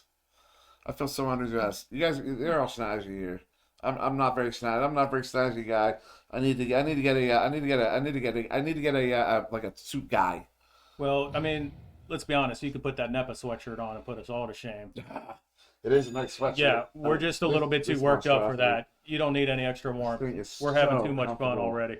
And very warm. Oh, I love it. It's so soft on the outside too. I don't feel that. It is. So it's like a wubby. Oh, dude. Yeah. I absolutely love this. Also, since we're talking about gear, everyone seems to, everyone's watching. Sorry, we're actually back into it. Sorry, I did not catch that. We got the banter. They did not get the player back in. They're going to be playing 3v4 now. Unfortunately, there for Soul Team Alpha, as they are missing one of their players, a very important piece of their puzzle here. Currently down by 19 points. It's going to be possession to Echo Club Kansas City currently. Although cleared to the far side there, Parham picking it up as they play in this 4v3 situation. KFC looking to send this one in, looking for a cut, waiting for the defense to bite on something. There it is. He sends that one up. Rock there, brings it in for the 2 and puts them up by 21 points. Nice goal there. Somebody find Tiny Texan. Get him back in this arena. We need him. Yeah, we certainly do. Because that's there's time in this game for Soul Team Alpha to mount this comeback, but it is going to be quite the hill to climb, and you're going to need all 4 of your players in order to do that. Well, statistically speaking, it's Jazz. That one gets takes an ugly bounce there into the hands of Sweet Tooth. Sweet Tooth bringing this one in, walks it. He's got his walking boots on. That's going to be another 2 points here for Echo Club Kansas City, who now take a 23-point lead. 23-point lead. Jazz doing everything that can be done back there, but there's just too many players right now in that 4v3. Jazz getting distracted in the goal. They're harassing him. He's having to shield so he doesn't get stunned out, and it's just tough to react to a shot like that from Sweet Tooth when you're dealing with that kind of pressure inside the bubble. Certainly is. There's one Vibu here holding on to this one, waiting for his team to get into a more favorable position. Sends that one across to the tube. Unfortunately, teammate not there, though that chain is not able to get it picked off. Disc is loose here. Takes a very dangerous bounce there, but looks like Paranam will be getting it first. Paranam now turning this one around. Yeah, Paranam actually showed me how she pulls off her wrist flick throw. Yeah. She actually showed me her form, and it was nothing. It was not at all what I was expecting it to be. I figured it would be a real simple flick of the wrist. No. There's a whole form. She's got footwork involved. It's pretty impressive. It's pretty wild. But Paranam sending us one up now to Sweet Tooth. Fewer than 6 minutes to go here in this this third round. I believe it's over 13 minutes yet to go. As this one's sent out back towards mid. It was a reset to Sweet Tooth to get sent up by that chain. That disc is loose. Blue chain in the area. They do get it picked up here. Hanging the Dragon with it. They're still in a one-man disadvantage situation as 1-5 Yuwu brings that one in for the 2 and cuts that lead back down to 21. Nice goal there. They're playing down, but still able to generate some offense. A really nice finish there by 1-5. Looked like Sweet Tooth got a hand on that one, but not in time. They're going to get the points, and that's the first points they've had since the first quarter. So important for them to show that they can, even in this format, come out and get a goal there. You brought up a good point there, Dimwee. The learning. Being here in person, you get to see how these players move, how they do the things they do, which I'm in constant awe watching this pro series of how they're able to move in the arena. Now you can actually see what they're doing physically to make some of this amazing stuff happen. And really, really cool part of this. It is really cool part. I remember one of the things that shocked me the most was like you watch a player like Dash play and you go, that's what I expect to see. That's sort of athleticism. But then you watch a player like Jaywalker play. And man, I swear he looks like he's just casually hanging out, on the side of a building. You know what I mean? Like, very, very, very casual throws, very casual everything. It's so casual, and it just blows me away. When I'm playing, I'm in full-blown sports mode. You know what I mean? I'm thinking about every single way. I'm twisting and contorting and turning and all of it. And it looks like these kids, man, it's just a walk. It's literally a walk in the park for them. It's really incredible to witness that live. Because, like you said, you don't know what people actually look like when they're playing. And, we've all seen videos. Yeah. We've all seen videos of how goofy anybody can look while they're playing. So maybe you might presume. But then you watch, some of these guys play, and some of them just have either this really casual technique or other players, like I said, Dash or even Aeronite, very athletic styles of play. Alexander will sink another one in 4-2, putting his team up by 25 points. Yeah, and just the spatial awareness. You don't want to watch me play. You'll only get worse from it. But I've got a broken glass coffee table to prove I am completely out of control physically when I'm trying to play this. To watch these players be so in control and spatially aware of where they are relative to the mat while they're playing, and yet they're moving so fast, right? I don't know. I guess I'm just trying too hard. I don't know what it is. Because, they play at a level that I can't play at anymore. I don't think let me rephrase that. I never played at that level, and I don't think I'm physically capable of playing at that level because they move so fast. It's really unbelievable. The only way I can keep up is watching literally from the sideline, as we do here. See, now, Dimwee, I think you're underselling yourself. I watched a goalie video you and Venom did a while back recently, and I learned more about goalie than I ever that was a lot of theory and not so much action. You're a good teacher. Take a compliment. You know what they say? You just handed me this one. I do, that's right. Those who can't do. Here it is on a platter. Teach. I've been saying that for the last 2 years to really inform people that I am not. My reputation does precede me. That is the God honest truth. As Paradigm, his reputation does not precede her. Gets that one in for a 2. Just a genuinely talented player. Everybody, you cannot stress enough. Every single player in this game, orange or blue, is an exceptionally talented individual in Echo Arena. They would not be here if they were not an exceptionally talented individual in Echo Arena. And it's so cool to see them facing off, and it's really cool to see newer names like Jazz and iVibe Uwu able to make a name for themselves at an event like this through the Wildcard Series. Yeah. And they are playing against an Echo Club Kansas City who just finished Pro Series 1. They've literally got months of team chemistry building. Solo Team Alpha showed up solo, built Team Alpha, and they were able to compete for the first quarter. Yeah. I mean, unbelievable. It ended, 10-7? 10-7. Which is ridiculous. Now, since then, it has been all Echo Club Kansas City, but man, this was quite the performance from Solo Team Alpha here in blue, as Paradigm once again sending out across. It will be Echo Club Kansas City on the attack 1 minute to go here in the third quarter as KFC juking around there on the far side, sending out across Perrin back to KFC. They have Sweet Tooth below the goal, though. A lot of really good coverage here from Solo Team Alpha, although Sweet Tooth does get away from his coverage there for a moment. The set across there, Perrin looking for an in, looking for a cut, looking for any options here. Since they want back across, though, looks like maybe running a little bit of clock at the moment. And Alexander looking to bring that one in. No, he's going to send that one back. As, oh no, looks like Tiny Texan lots of tracking for a moment. But still, Solo Team Alpha does a lot of work on defense there, stops that attack from scoring. Oculazator with a little razzle-dazzle on the pass there. Couldn't quite connect. Tiny Texan, I think if it wasn't for the little bit of laggy experience there, would have had a chance to clear that out a little bit better. It did buy him a moment of relief, but here we see Echo Club Kansas City right back on the attack. Love the defensive pressure, though. Solo Team Alpha not sitting back this time. They're starting to bring the pressure, probably starting to feel the clock a little bit and know that they need to make something happen. Yes, as we close out, looks like about to close out this third quarter here. Alexander with it, crossing up into the hands of KFC, bringing it in, looking for one more. No, behind the goal to Sweet Tooth, who will have that one in for the two, and we will end round 3, 38-9, which is a 27-point spread.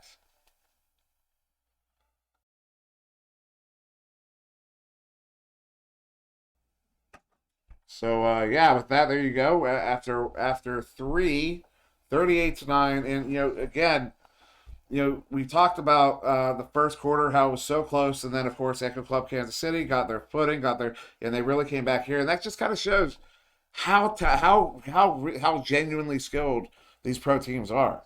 I mean, they're pro for a reason. And you see it here against this team that did so well in that first quarter. Yeah, it's so easy for these things to fall away from you, especially when you're up against a genuine pro team. That's right. And Solo Team Alpha having to start that quarter with 3 players. Tiny Texan, thankfully, is back in the match now. Yeah. But when you introduce a change like that in the middle of the quarter, you've been playing in a 3-man team, and now all of a sudden you bounce back to a 4. Trying to make those kind of real-time adjustments against a conference championship level team is just extremely difficult. Obviously sitting at a huge deficit right now, but going to be really interesting to see what they do here in the fourth quarter. They have not stopped the pressure. They are in this game. They're looking to make a name, like you said. Quite the Cinderella story. And it's going to be exciting to see what they do, what kind of adjustments they make coming in the fourth quarter, because the talent is there. They were playing with only 3 players when One Vibe got the goal in the third quarter. So the talent is there. They've just got to try to piece it together. It's going to be exciting to watch. We are back underway with the fourth quarter action. Now we're going to get first touch this time to Solo Team Alpha. That's a headbutt into the bubble, but it will be collected by Sweet Tooth. Turns that one around up here to Alexander at mid. Alexander, though, going to hold on to it a little bit longer as he sends that one through mid, all the way through in the hands of KFC. KFC does he have a lane? I don't think so. As he crosses that one up, do they have I don't see a goalie.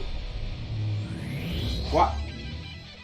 Was there? Am I confused? Was there a goalie? Jazz was in the area. I think it pushed forward a little bit, and Perrin just got down there too quick, is what I saw. Okay. So yeah, because I'm pretty sure. For me, it looked like the goal was open, but maybe it's just something.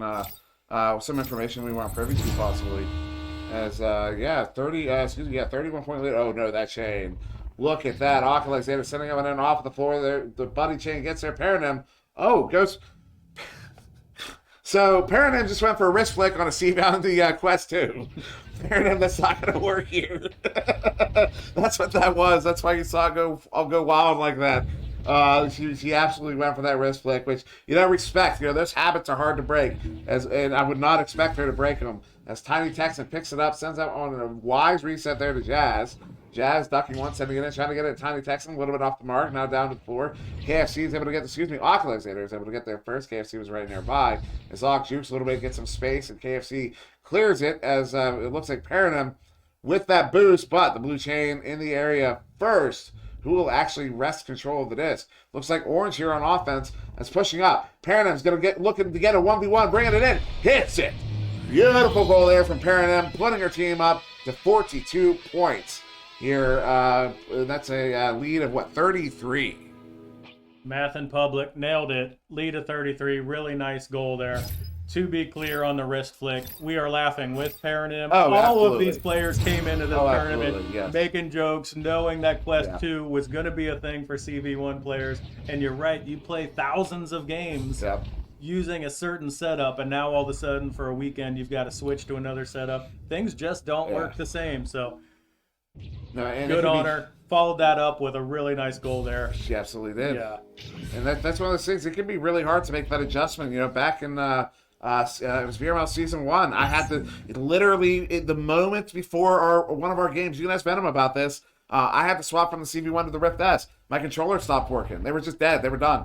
They weren't working no more. And I had to make that swap literally in the moments before a game. And I will say it was probably one of the most frustrating games I ever played. A Jazz big stop. But it was having to make that transition is really tough. Even if it's not that different, any difference at all can make a big difference. It's Hyena Dragon. Looking to bring that one in. Does. Hits it for the 2, and Solo Team Alpha has another one on the board here, cutting the lead back down to 31. Yeah, nice goal there. Like I said, this is a team that is not going to give up. They came to play. They are going to fight this one tooth and nail all the way down to the end. Really nice goal there for Hyena Dragon. As Team Alpha gets another one on the board against Echo Club Kansas City. So now will be KFC handling that one, though there's a turnover. Tiny Texan sends this one out. They get a good opportunity here. They've got a stack in. Oculus looks to get there first. As turning it back around.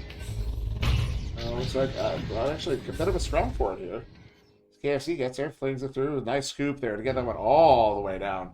Now it's going to be a stack race, but Blue Stack gets there first. Hyena Dragon sending that one out. Has a teammate with him. That's 1-5 Uwu.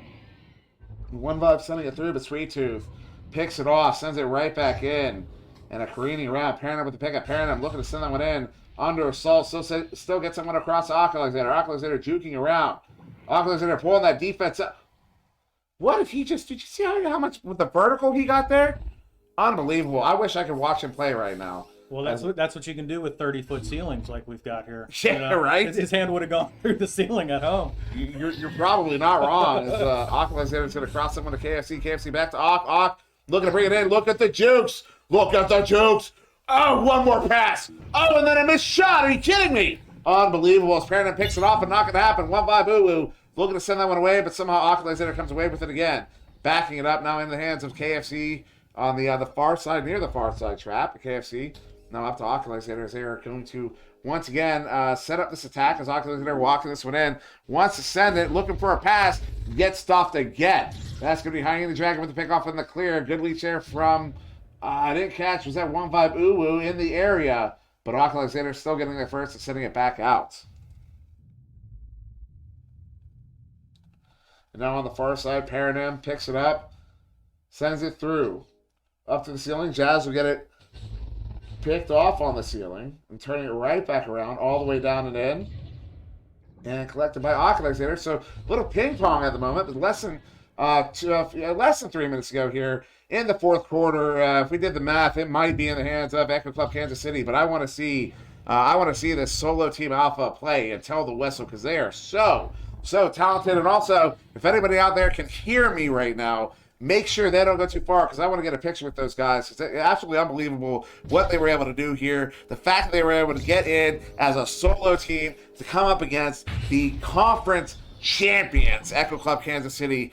Absolutely phenomenal. You know, they were here. Oh, Jazz, yeah. What a stop there. Under pressure as well. That is unbelievable. I cannot believe the performance we're seeing from. I don't care what the scoreboard says. I do not care. Whether nobody quote the scoreboard to me after this one, I do not care. This team has played phenomenally. Phenomenally. They're playing against pros. And still, the clutch saves, clutch stops. And how do you stop that? You're not going to. Alexander is just too dangerous in the bubble. That's going to be 44 points on the board here for Echo Club Kansas City. Yeah, 44 points. But what a defensive performance out of Jazz in this one. I tell you, getting the stops. You can only make so many against a team like Echo Club Kansas City, but just a great performance. Haven't seen Jazz get on the board, playing that defensive role, but doing the goalie thing just so well. 1-5, Hyena obviously getting on the board here. And correction, actually Jazz did get on the board early. I think might have had the very first goal for Team Alpha. But the defensive performance out of Jazz has been right there going up against some of the best players in the world. It's just absolutely insane. This is just so impressive. Like I said, do not let them run away. I need a picture with these guys. I need to shake their hands. I need to see them. I need to say hello. I need to meet them. This is phenomenal. It's Paranim will get another one in their 35-point lead as we get into the final minute here. We just lost our picture. I don't know what that is, but I can see from up here, 41 seconds on the clock, 40 seconds, 38, 39, 5 seconds, and they're going to come out the tubes here. And we'll be, Solo Team Alpha on the Joust advantage. 30 seconds left in this game. Jazz handling this one. Look how aggressive Echo Club Kansas City is working right now. Jazz almost getting a setup there. Has one vibe Uwu right in the area. But we'll be, it stays in the zone here. That was quite the leash here for KFC, but one vibe almost coming away with that one. Oculazator getting it back. 11 seconds, 10 seconds as Oculazator sends this one out and in there. The far side caught in that far side trap. Collected now by Sweet Tooth. Sweet Tooth bringing in maybe one more goal. No, will be stopped there in the bubble by one vibe Uwu, and that will end there. 46-11 in favor of Echo Club Kansas City over Soul Team Alpha. Congratulations, Echo Club Kansas City. Exactly the kind of performance that we expect. Somebody grab Solo Team Alpha. Yeah. This picture needs to happen. It needs to happen. Congrats to you. You went up against the conference champion and gave such an enviable performance. Just fought it all the way through. Found some success on the offensive side, but what they were able to do defensively and continue to hang with this team, just super, super impressive from a team made up of solo players showing up this weekend. Absolutely. And really, that we cannot speak so highly enough about this team. That was so impressive. Because you look at, someone's going to look at that scoreboard and go, what's impressive about that? If you're saying that, I'm going to tell you right now, if you're one of those people saying that, you don't understand this game well enough. You have a little bit more to learn. That was a phenomenal performance because Echo Club Kansas City is a professional team. They haven't just practiced together. They have studied. They have watched footage and film of themselves, of everybody else. They have painstakingly gone over every little detail of every little problem they have ever had. Solo Team Alpha was literally a team of solo players who came in here and got thrown together and were able to perform like this. Hats off, literally hats off to those guys. I don't know if I have much more to say. And as I understand it, Brutus, I just got confirmation. This is our last game of the evening today. It's the last game of the evening. It is not the last event of the evening. No. If you are hearing my voice via speaker in this complex, if you're across the street and picking me up, you need to head towards the west end because at 7 o'clock we've got an after party. The fun of this event has been meeting the people and interacting. Yep. This is your chance to go socialize and have a great time here at the NEPA Charity Cup, so do not miss out on that. We brought the hat back on camera. You were accused in the Twitch chat at one point of eating your hat, so we now have evidence that the hat still exists. Let's make clear, but let's make this picture happen. Let's make this picture happen. Somebody go find Team Alpha. Dimwee is on the way. I gotta tell you, the whole hat thing, that was one of the most ridiculous things that have happened in the last few weeks. It was my Monday show, my Monday morning show, and Rocks Titan was just feeling goofy. He just felt goofy. He was like, you know what? Eat your hat. And the chat picked up on this thing like it was the meme of the century, and now it's a whole thing. Something about eating a hat. They want to get me edible hats. I don't even know. We're not going to get into it, but what like you said, we're not done tonight. We're not going to be. We have more to go tomorrow. We still have a lot of tournament left. Just not today. But man, this has been what an amazing weekend so far. I can't. The fact that there's more, like I'm like, I don't know, man. I'm full. Not only more, but we're in a bracket, so it only gets better. We only narrow down to tougher and tougher competition. Yeah. There's a team that's going to walk away with some pretty sweet trophies this weekend. I see them too. Oh, they all want it. Oh, dude, they look so nice. I want one. Yeah. I might steal one. That's a threat. That is a threat. I know. Motherboard is watching. Motherboard, that's a threat. I'm stealing one of those. So you might want to get security on it, like now. Before you commit a crime, you should always create video evidence of your intent to do as such. You see this face? This is my serious face. With that, I've been Matsuda Mui. That was Brutus. We got the focus right here, running the stream. This is the man. If you don't know, he is the bleeping man. And of course, we got Muted Monster. Muted Monster. I knew that. I'm so sorry. You're fired. So many Go names. eat your hat. Set us out. That's all we've got for today. See you at the after party. Weston, 7 o'clock. be back on the stream tomorrow, back in your seats tomorrow, because the action only gets better from here. Bye-bye, Hat. See ya!